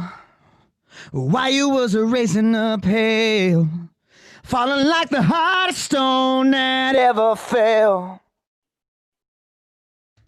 Blame it on a bad It was kind of dream. not No fitting well for me. So this is just a surgical EQ quickly by understanding what I don't want in the particular track right from the beginning. With respect to other tracks, I'm going to change things again, but this is my quick analysis. Do I need to have some? I didn't mean a damn thing. Anything to keep yourself from coming clean. Something like that. So these decisions are going to change with the understanding of each plug emulation. Let us go back to my slide. Couple of questions. So yeah, understanding EQ. So API 500 series, right? I'm going to come back to API 500 series and talk about parametric, semi-parametric, and graphic EQs. Okay, and let's talk about this. I've almost talked about this thing. Let's quickly go there. Any questions so far? Am I clear? Audible to you? If you guys feel like unmuting and asking some questions, please go for it. Yeah, I am hoping that you would. Cool. For my snare track itself, I am going to use 3 different EQs. You all have seen Qualtech. I'm going to tell you about parametrics and the parametric and how these EQs work. 550A, B, and 560. So 550A I'm going to use first. I'm opening all of them. 550A, 550B, and 560. A quick difference, can anyone point me out? AB and 550A, 550B, and bandwidth. See, 560 API 560 to matlab it's a clear difference. You have to know this. This is a graphic EQ. Okay. Also, these frequencies are selected already given you. I don't have any liberty to. I don't have like every type of frequency in that particular brand to even in like other graphic EQs usually have. I have certain of them. Okay. Then you understand over here the way API is modeled. I cannot make my gain. Let's say I'm selecting 2.5K. This blue knob will select the frequency. Okay. So 10K I selected and I can boost it 2K, 4K, 6K. I don't have liberty to boost 2.5 or 3.6. It's 2 or 4 or something like that. It's very, the way their old consoles and API EQs are manufactured. And it has a great sounding, it is a great sounding EQ for that matter. If you see, these EQs are game changing in terms of how suddenly things start sounding different. And coming back to the point that I'm stressing for quite a long right now, that these are musical EQ, these bring something that is very musical, is because human ears tend to perceive things in harmonics. Okay, we as humans and we perceive music in terms of harmonics, and that's what decides the timbre of a particular instrument, and that's how we recognize that particular instrument as well, because of what is happening tonally to that instrument. For example, if I'm playing piano, I'm playing a note A 440 hertz. I'm playing guitar, same note 440 hertz. I'm still able to identify, even though the frequencies are same, harmonics could not be same at that particular moment. My main like fundamental frequency is 440 and there are harmonics. That is what is actually deciding the taste and the flavor of it. Analog equipment is very good with having saturation in them. This saturation is the warmth or so-called warmth of this analog equipment, which kind of adds some sort of harmonics in the signal, in the process. That is what is making these EQs and this compressor so-called musical, because it changes some sort of and brings in or changes the harmonic structure of that particular track. However, with some digital based EQs, it is not going to happen much. Either boost or cut, right? But to have that saturation in the first place, I need to have a digital saturation going on before anything happens. But all these emulations are first, they are trying to give you is uh, the saturation levels are different. Hence there is uniqueness between the sound of SSL, Neve, API, etc. Because the saturation happening is different, and that is what brings the color of SSL, brings the color of Neve, etc. into the mix. I'm going to demonstrate a quick thing for you to understand what this harmonic thing I'm talking about. I'm going to dim it because I'm going to run a test tone on my master. Okay. I would recommend you all to uh, kindly take the volumes of your particular devices a bit low because I'm running a sine wave of 1 kilohertz. I sincerely request to take it down first. And I'll give you like a minute to take your volumes down because I don't want you to damage your ears. This is 1K direct. I've created 1K. This is 1K going in. I will switch on my channel EQ. You see this? I can see one guy over here. 1K, right? Are you capable of seeing this? Just answer me yes or no. It's a very good experiment and demonstration of what these plugins are trying to achieve. Am I audible? Is it visible? Yeah. Yeah, Mohit. Cool. So this is 1K. You can see it. Is it too loud for you? I think I'll take it down because I don't want you to spoil it. 20 dB is okay. So I can see this, right? I can see a bump. This is on my stereo, by the way, just to demonstrate you. Okay. Now I'm going to add a tape machine. What's it? I'll go and I will add a tape machine by Slate. This is going to give me some saturation, right? And going to add some harmonics to it. And it is visible, it is evident also. And I take my input thoda sa zyada. I want to, because just for the demonstration purposes. Yeah. And I might,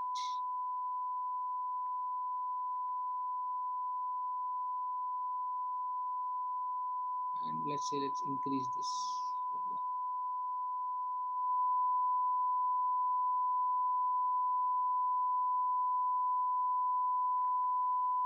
You see a little bump is getting added over here in my EQ, this EQ. You see this little bump.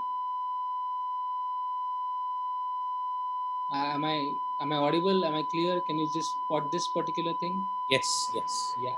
So this is because some sort of harmonics are getting adjusted.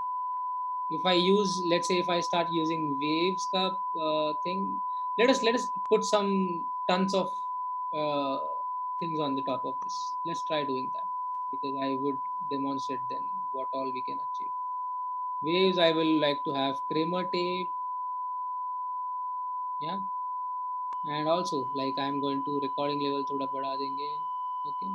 Then before that, let's add some sort of SSL. We are doing SSL a lot. I'm just adding it just because to demonstrate how harmonic content changes. That's nothing else.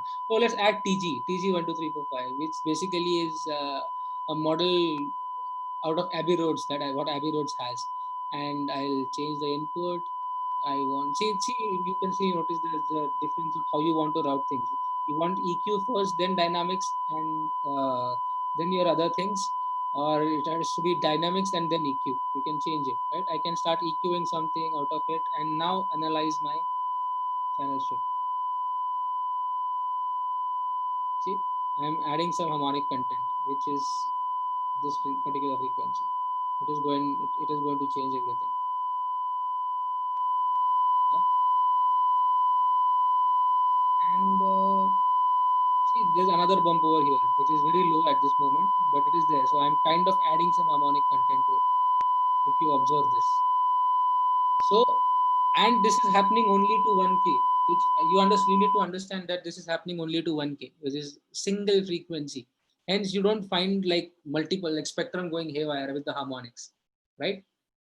So, but eventually, if you consider like a song which has like a with vocals and everything, uh, it's no song is comprised of single frequency. It cannot happen. It's a spectrum always, right? We all know this. So hence we are actually trying to change the way and try to bring in a lot more harmonics, and that's why the analog sound is very different, and it we can perceive it in a very different way. Yeah.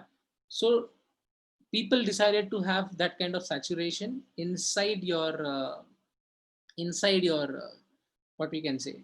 mm, Inside your DOS. So there are some plugins which basically are giving you nothing but saturation.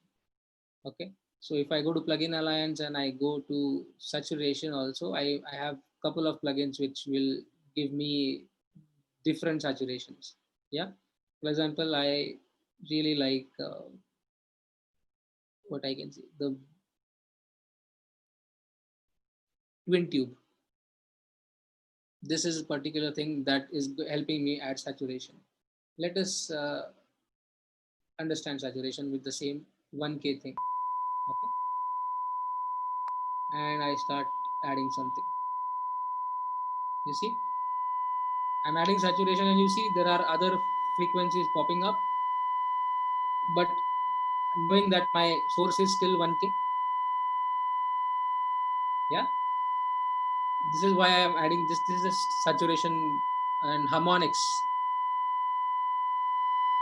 You can easily hear those harmonics, right?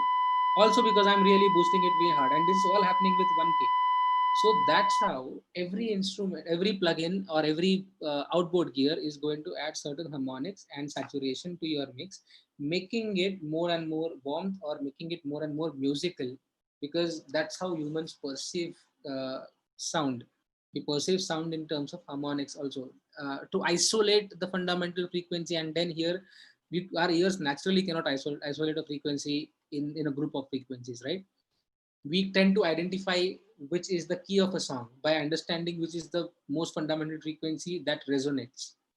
That's how our human ears work, and hence the idea of having uh, plugins in the digital world based on all these analog emulations was very important idea that really acts like a game changer in, even though you are mixing in the box, right? So let's take some questions if you have any. You have 15 minutes left. If you have any questions, I will please shoot. I will.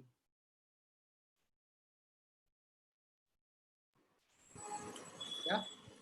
So you Same guys as could use the chat. If you need to ask any question, please raise the hand and I'll unmute you guys. yeah. Okay, a quick thing I wanted to discuss this before anyone asks me the question. I want you to go and do some research if you can on how there are three main types of mix. See, mixing became an art form and evolved in three different parts of the world: LA, London, and New York.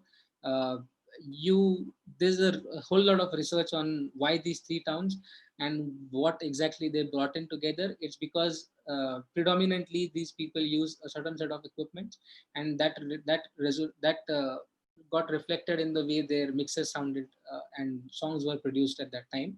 Today, because of like all the digital world and so much of liberty and globalization, to an extent we are all universal, so this difference is not as visible as it was once upon a time.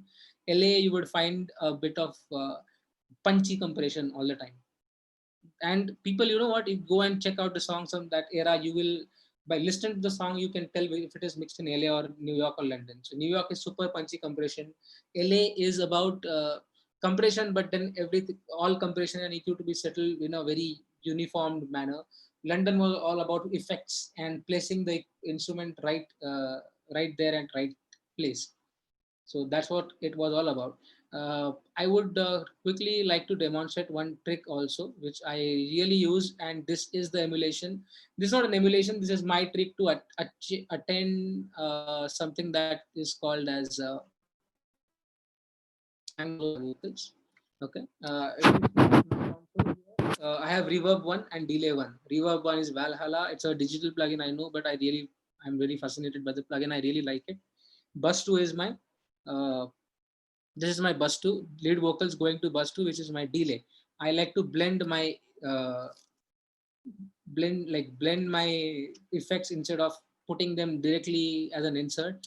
Same reason, because if in the analog world, inserting a delay and adjusting a delay was a bit like, they never did that, because of having one delay across a song or two delays across a song made sense to create one unique space instead of having multiple delays. So if I start putting reverb and delay the way I want, and start achieving the space, I might get lost with the how spacious my song has to be, right?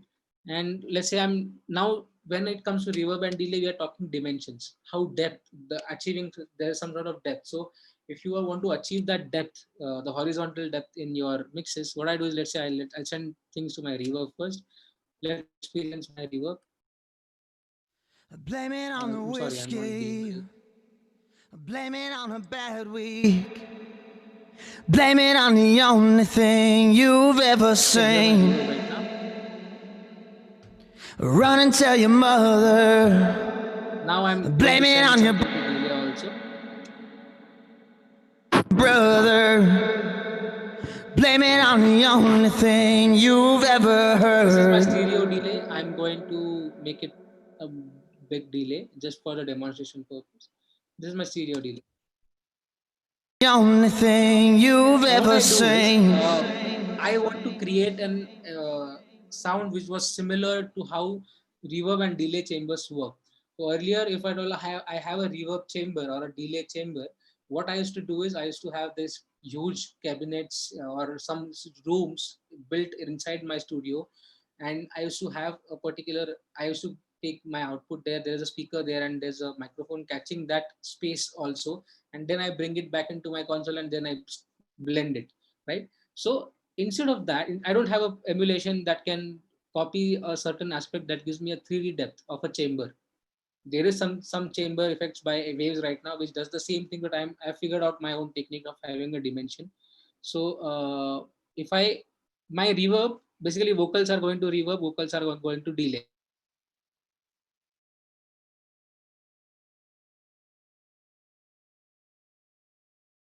I'm sending my delay to my reverb, okay, and this has to be pre-fader. Pre-fader as in before it reaches fader, and I don't want to hear my delay. I want the output of a chamber which makes it sound like my delays are going to my reverb. So it is kind of giving me an extra room behind. So there's a whole lot that goes behind that particular chain, right? So this is how I hear it. Blame it on the only thing you've ever seen. My room increase, the depth increase in a way. I'm not still sure if you are quite capable of understanding this depth, but if you are in a studio, it is so much visible. I'm not hearing my delay. I don't want to hear my delay. I want my delay to affect my reverb in a way that it sounds like a chamber reverb. And then to have some chamber kind of thing going on, I add some saturation to my reverb, which is a tape machine basically. This kind of trick is helping me achieve that. Blame it on the only thing you've ever seen. To help me achieve something rather than my reverb delay scenario. If I just put it in reverb and delay and I don't do that, and I have everything. On the only thing you've ever seen. Delay is quite heard. If at all you want that delay to be heard, of course it is your choice and you can blend the fader in and out that at that point. But my idea was to create a chamber without having to use something that is not that emulation I don't have. Since I understand the process of how analog world work, I can try and replicate those things in my digital world as well. That's the takeaway from this. Oh, so there's a question using the stock compressor and then using the saturation in certain change. We like the again, let me tell you, any plugin changes the sound in the chain. Use the stock plugin and use it any outboard gear emulation. You add saturation. You are not trying to attain a desired effect of SSL.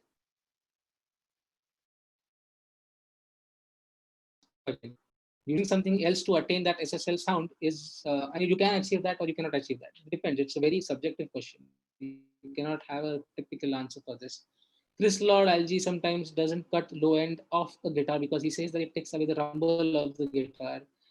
Green Day American Idiot, yes, he just does it by ear, and sometimes frequencies overlap with bass guitar, but he says there's a lot of space for both. What are your thoughts on that? Yeah, if you go and check all the records by Green Day, the sound of guitar requires that rumbling, those low end rumbles were also there in the distortion, also there when they just simply uh, when the I mean Boulevard of Broken Dream starts with the acoustic version of it, the guitars, it still rumbles. And good point. I'll quickly show you a CLA plugin for that matter. CLA is plugin again. CLA, you see CLA 2A, CLA 3A. These all plugins, no, CLA 2A, CLA 3A are actually not CLA 2A. CLA's versions of what LA 2A and LA 3A sounds like. This is CLA's version of what 1176 sounds like. 1176 is a compressor. If I put 1176, if you see, I have certain ratios, fixed ratios. I don't have liberty to turn my knob and select my ratio of 1.5 and 1.3. It's selected. So select 4, 8, 12, 20. Yeah, that's how this worked. It worked on how much you are inputting, how much you are outputting, what is the attack, what is the release, and what is the compression ratio. Simple. This is usually called as a leveling amplifier. Hence the LA. LA2A में जो LA है वो है leveling amplifier. And CLA plugins I'm going to show you. Let's say I use CLA guitars, yeah, and CLA designed some presets. If you see, it's all about clean, crunchy, heavy bypass, yeah, and that's how you can see everything over here. Guitars also have the idea of sub frequencies, which kind of most probably won't be present, but if you start boosting it, it might affect the fundamental frequency, and that's why he says that he tends not to do extra processing. And of course, every engineer always goes by the ear, so there's no actually absolute answer for anything unless you hear anything in that sound. Should the signal flow be, there's a question, should the signal flow be compressor then EQ, vice versa? How will it affect the mix? Good question. So if at all signal flow is compression first and then EQ, what is happening is you are kind of compressing that sound and then going to EQ whatever it has been compressed. If you are using a compressor that changes the character of the sound harmonically, your EQ decisions might change. Or if you do some surgical EQ before, which means you don't like certain frequencies, they are not going well, there is unnecessary resonance happening, it is making it muddy or something like that, you tend to remove it. And then once you remove it, then you send it to the compressor. And if that compressor is adding its own harmonics, then it is going to change the way that compressor is also going to sound. So yeah, both the flows are there, both the flows are hence there is a button of pre EQ and post EQ, which means you want your compressor or anything before EQ or after EQ. Yeah, because that is why, because it harmonically changes the content of that particular track and hence changes things in the mix with respect to each other. So if I go to the Abbey Road ka version of TG 12345, this is a Abbey Road console basically. Abbey Road Studios has a very similar version. You see the routing, there are 3 routing patterns over here: pre, post, EQ, and dynamics wala. I can change it. Okay, they have mode of, do I want to compress or do I want to limit? Yeah, this is the input, this is the preamp where it kind of start getting saturation. Now my idea of having gain, like the gain setting that I was trying to talk about. Let's say if I want my TG to be on my pre-master 2. This is pre-master 2, right? This is pre-master 2. I do not want, see, this is my signal from the DAW and this is the input that, but I want more flavor of my, let's say I want more flavor from my TG. So I go here and I boost my 8 dBs of it.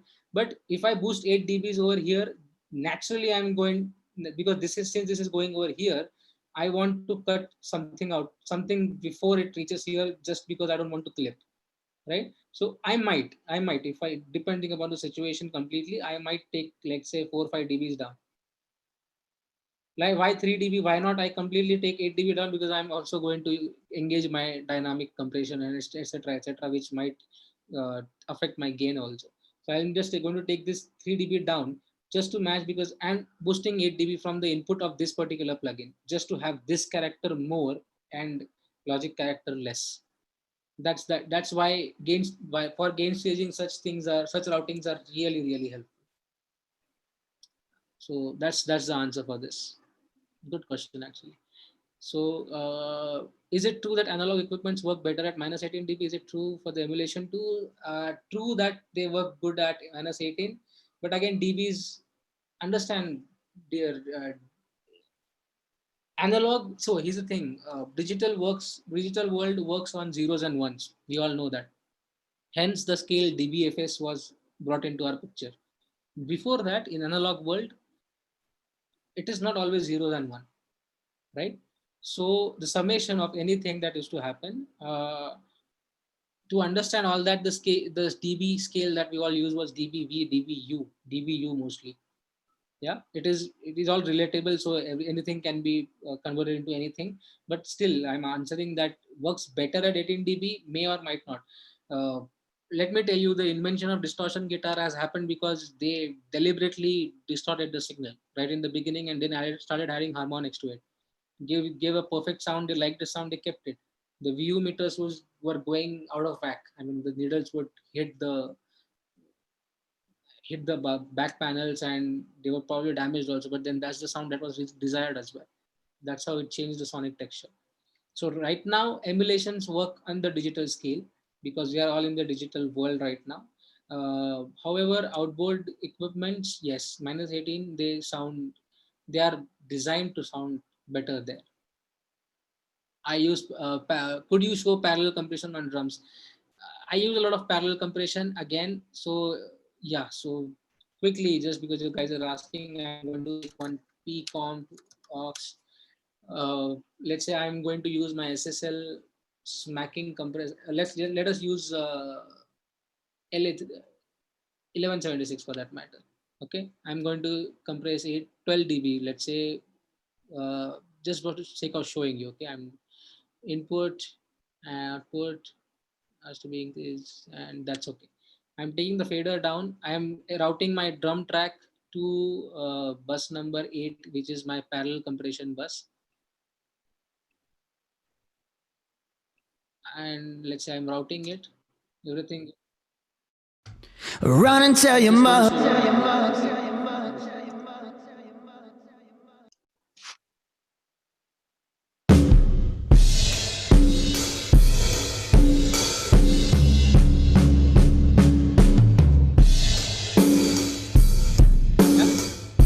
Parallel compression.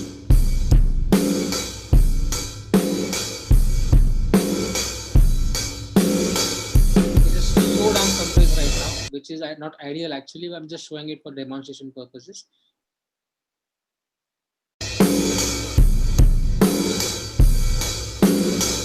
Yeah, and I don't want to compress my low end, kick everything so that way. Instead of doing this, I'll have a pass or something like that and still boost some here. And if you see, my analog sound also gives me a 60 hertz and this thing. And they always came in two versions. One is 1176 blue version, which was made, I think, 1990s, and earlier it used to be this one. So, and they all sounded different with the circuitry and uh, texture they used. This is the parallel that I tend to use, but mostly on drums, and this is how I do it. Parallel compression is again going to add harmonics, take care of it at every stage, and go by ears always. That's the trick, because if there are no visual aids in analog world except for your VU meters, so you really need to engage your ears and then start working on it. This liberty is very different in digital world, however. Uh, show where you have created FX master and pre-master fader. Can you elaborate it? I already elaborated it. All my effects, reverb, delay, whatever I use, the chorus, fader, flanger, etc. all my blending effects, I put in one FX master because if at all I want some liberty or I want a harmonic content to be developed on my reverbs also and delays and everything, I prefer, let's say I might have a tape machine on my FX master because everything is going to go to my tape. I change the flux. Okay. I change the flux, I change the speed also just to adjust my reverb and delays, trying to get it sound a very different way and try to change the way that naturally that plugin would have sounded. And then this is affecting my entire effects, be it reverb, be it delay. I get an individual control on individual buses and I get a master control on this pedal and some bus processing on this pedal. Now, but this is affecting only my reverbs and delays, not the main content. Yeah. Then all these auxes that I've created so far, okay, all these auxes I've created, they are going to pre-master 3. Pre-master 3 is going to pre-master 2. Pre-master 2 is going to pre-master 1. I might have only 2 of them. I just might have 1 also. I have created 3 because it gives me liberty. Like I have explained you, right? I want the character of this plugin to be more in my mix. Let's say I like the gain input for which is going to this particular plugin, right? So if you understand whatever signal I had, let me play. Sorry, I'm clipping. I'm just going to take my parallel compression out because I just wanted to show you that and I just did it for that purpose. So mute.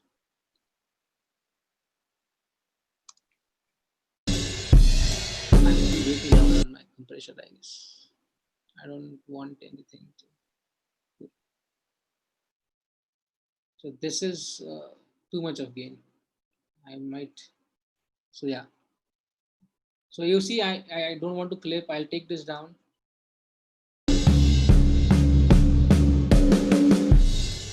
And I'm bringing character from this plugin more into the mix and not over there. So I might want to, I want to compress.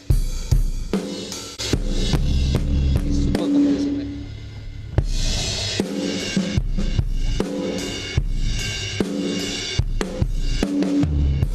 Not a desired sound, but I'm just doing it to an extreme level just to tell you because we are doing it on Zoom and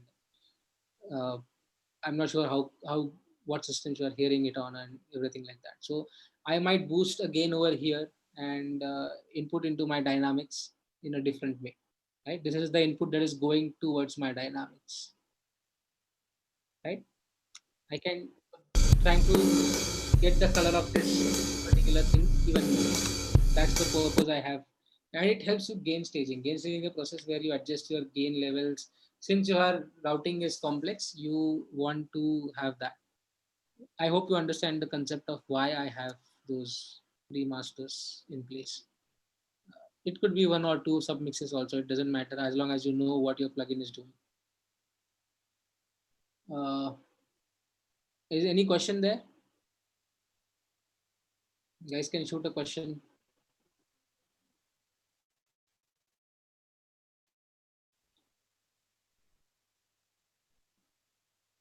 Cool. This brings to the end of our course where, oh, is there any question that I've mixed? I've left, please repeat it so that I can answer. There's a question that was about adding saturation, any generic EQ like that can be made like stock EQ to try something that sounds warm. Again, I'm the same thing. I mean, instead of that, why don't you use the same plugin? Cool. So on a note, I really want to stress on the fact that understand that while using outboard gear emulations, that does not truly say that your mixes are like super great and everything is super sorted. So there are some completely digital plugins also which really are great and they also are sounding super. So this is not about whether to use this or that, and there has to be a question based on this. So I would really not stress on using which plugins to be used and what company to be preferred. Go by taste, but understand the outboard gear first before you start using that particular. If I had to describe the sound of these three consoles in one audio related word, what it could be? Good question. SSL. It's a personal experience though. I'm fortunate that I have worked on SSL API and Neve. I can tell you three of them. SSL, bright and punchy, and very New York kind of sound. You can go and check what is New York kind of sound.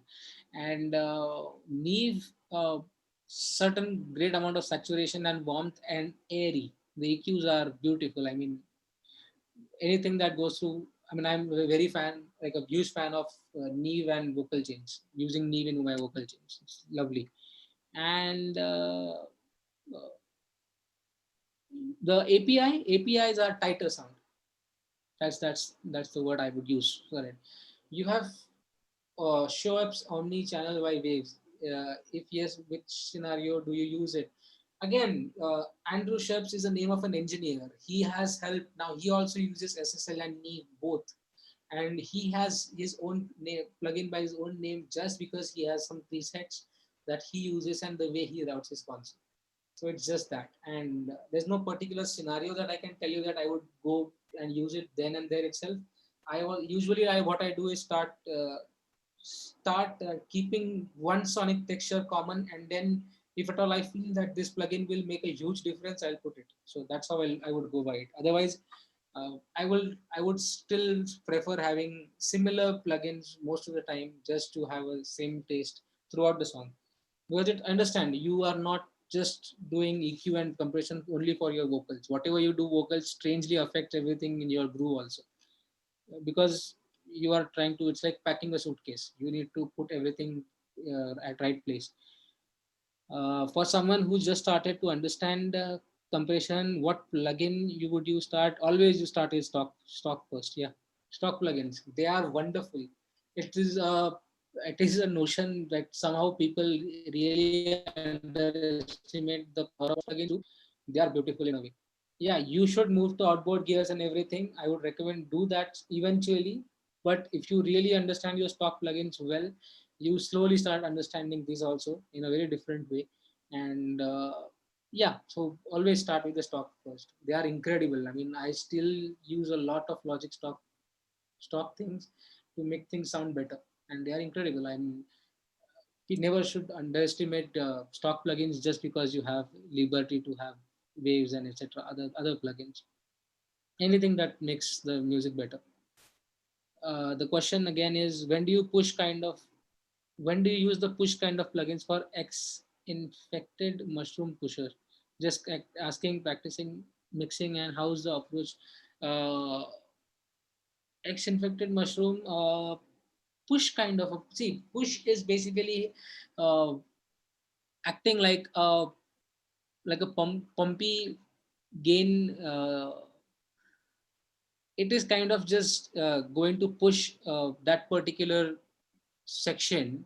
It could be free, what spectrum dependent, like you have multi-band compressors, and usually those one knob plugins where which you put it and change it and you'll feel the difference. These are all combination of compression and EQs put together, and those knobs, buttons are just the presets of them. So yeah, you can try doing that, but of course take care of your dynamics, because uh, anything that you put is eventually affecting the next cycle, like the next in the chain. So hence, then here you would be very, like, having gain staging is super important in this particular section.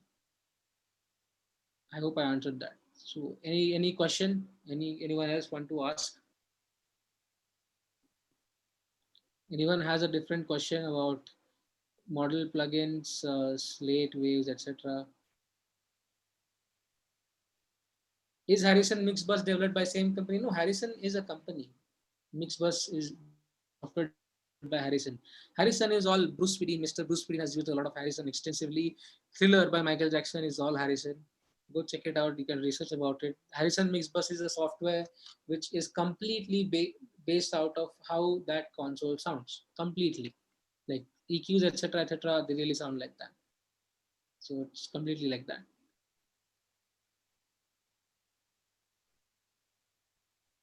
Is the internet issue? Is there any internet issue again? No, Mohit, it's Okay. sorted. Yeah. Yeah.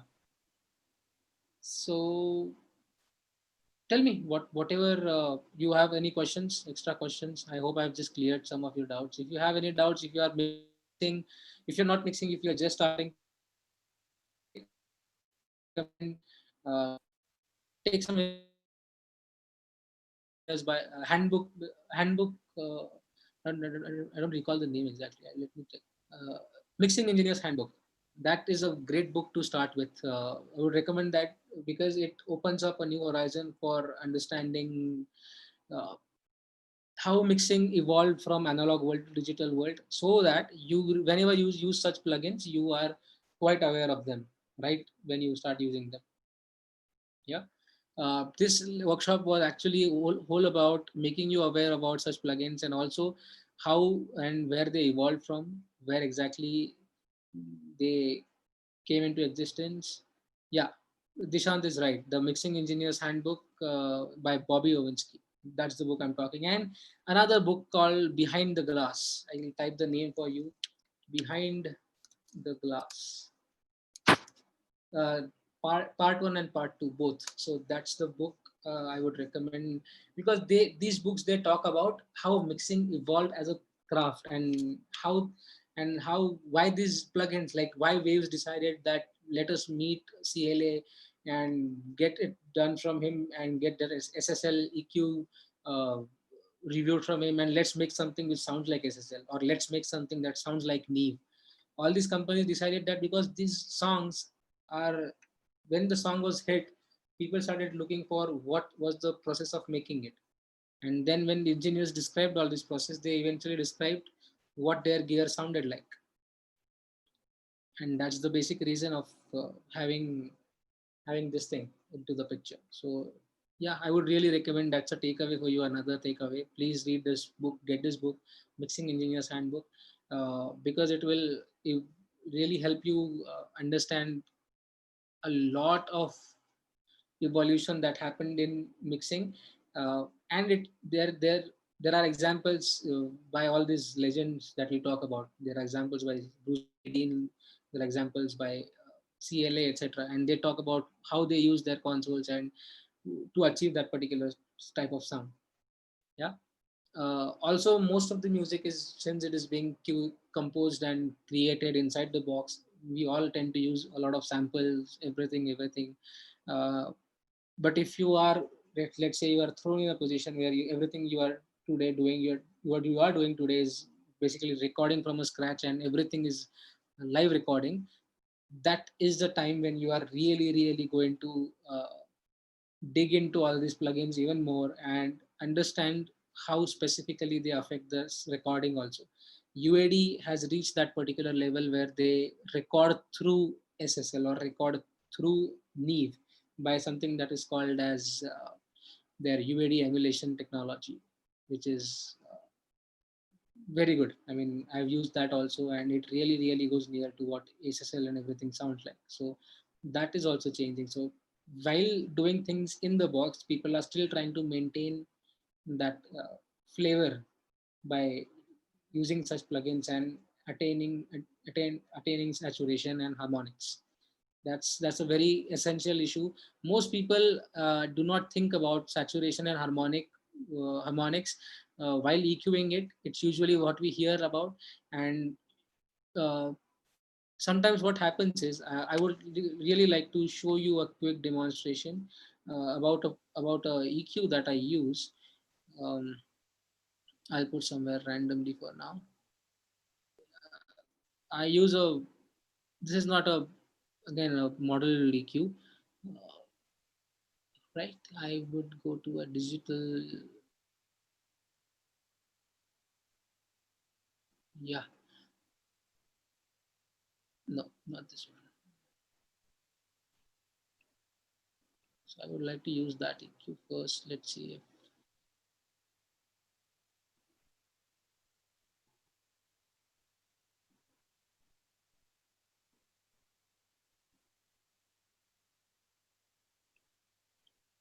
See this? This is the EQ, and surprisingly, you will find out.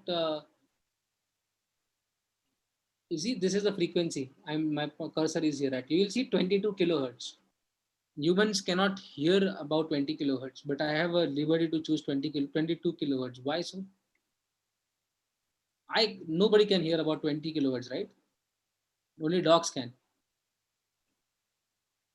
We cannot hear about 22 kilohertz, right? So why am I having this particular feature in this plugin? Why should I change something at 22 kilohertz? Well, I'm not able to perceive it or not perceive it at this moment. It is because changing this is going to affect my harmonics. True. It is actually affecting the fundamentals. It is affecting more than fundamental. It is affecting the harmonics that are occurring before 22, which is eventually going to change or add some air into my mix. That starts happening, let me tell you, and that's the reason. And there are some if you go and check out Manly, if you go and check out some Chandler outboard gears and something like that, so they will have this feature of air in it or warmth in it or this particular harmonics feature, which really makes it very different. And again, this is all has to be done by ears. So me telling you online that this is how it sounds, you should not believe that. You should try it by your own stuff, experiment around it. But while experimenting, try and connect the dots from history and understand how it was being used, who made it, what all songs have been used on that particular console, how it sounds like, get an idea, then start using it. It's like, and then feel free to break all these rules, because see, that's what I told in the beginning also. If you want to break all these rules about using plugins, know them and then break them, because that's what is going to otherwise you have to wait for some happy accidents to make your mix better. That's what it happens. Otherwise, just because you have the ability to throw in reverbs on every channel track doesn't make sense that you would do that, right? It is unnecessary burdening your CPU for that matter. So yeah, any more questions? Should we stop here? Should we stop, guys? Do you have any questions? Cool.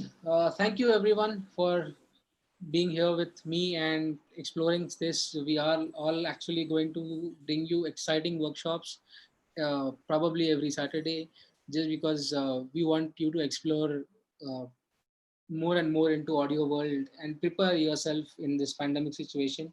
We are all at home. We understand we are all in a very strange scenario right now. However, this is a perfect time to evolve yourself into all these things. I would recommend you keep mixing, keep producing music, stay safe, and we'll be getting a lot of workshops which are very important for you to understand what is happening around in the world.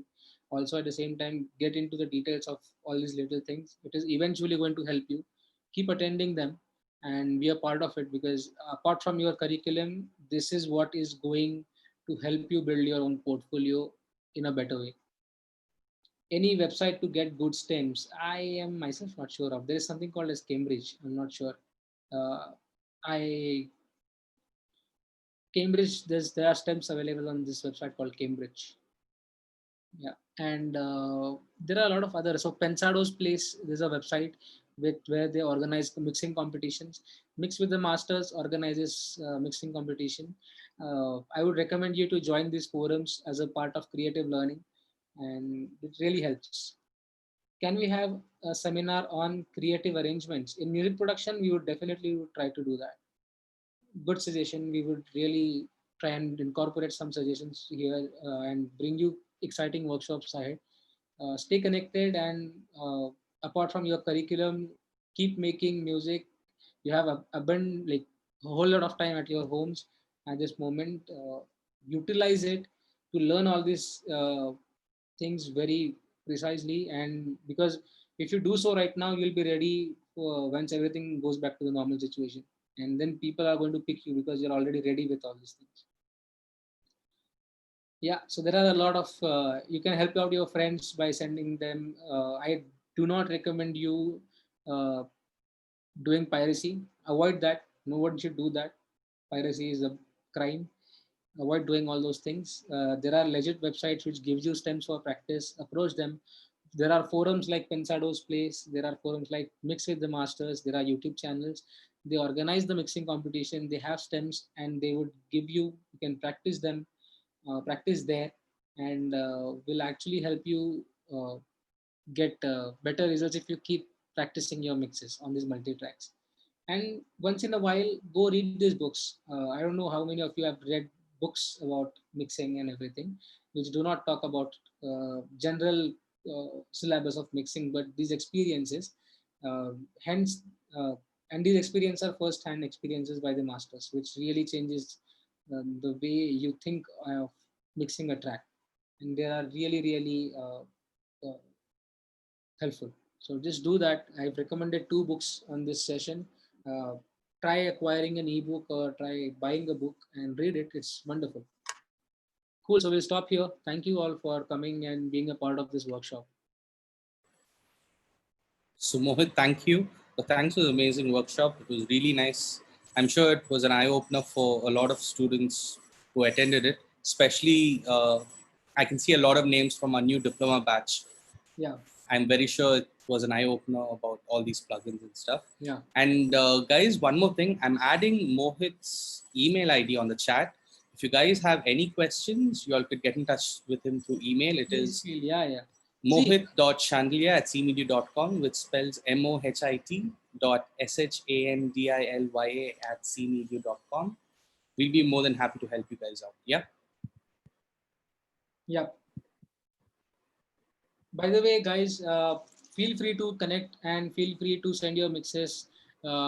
Keep doing it. It's fun when you actually send a lot of things, and I would be hearing a lot of mixes. Be creative. Keep doing music. Stay safe. See you guys. Thank you. Yeah. Thank you. Thanks a lot.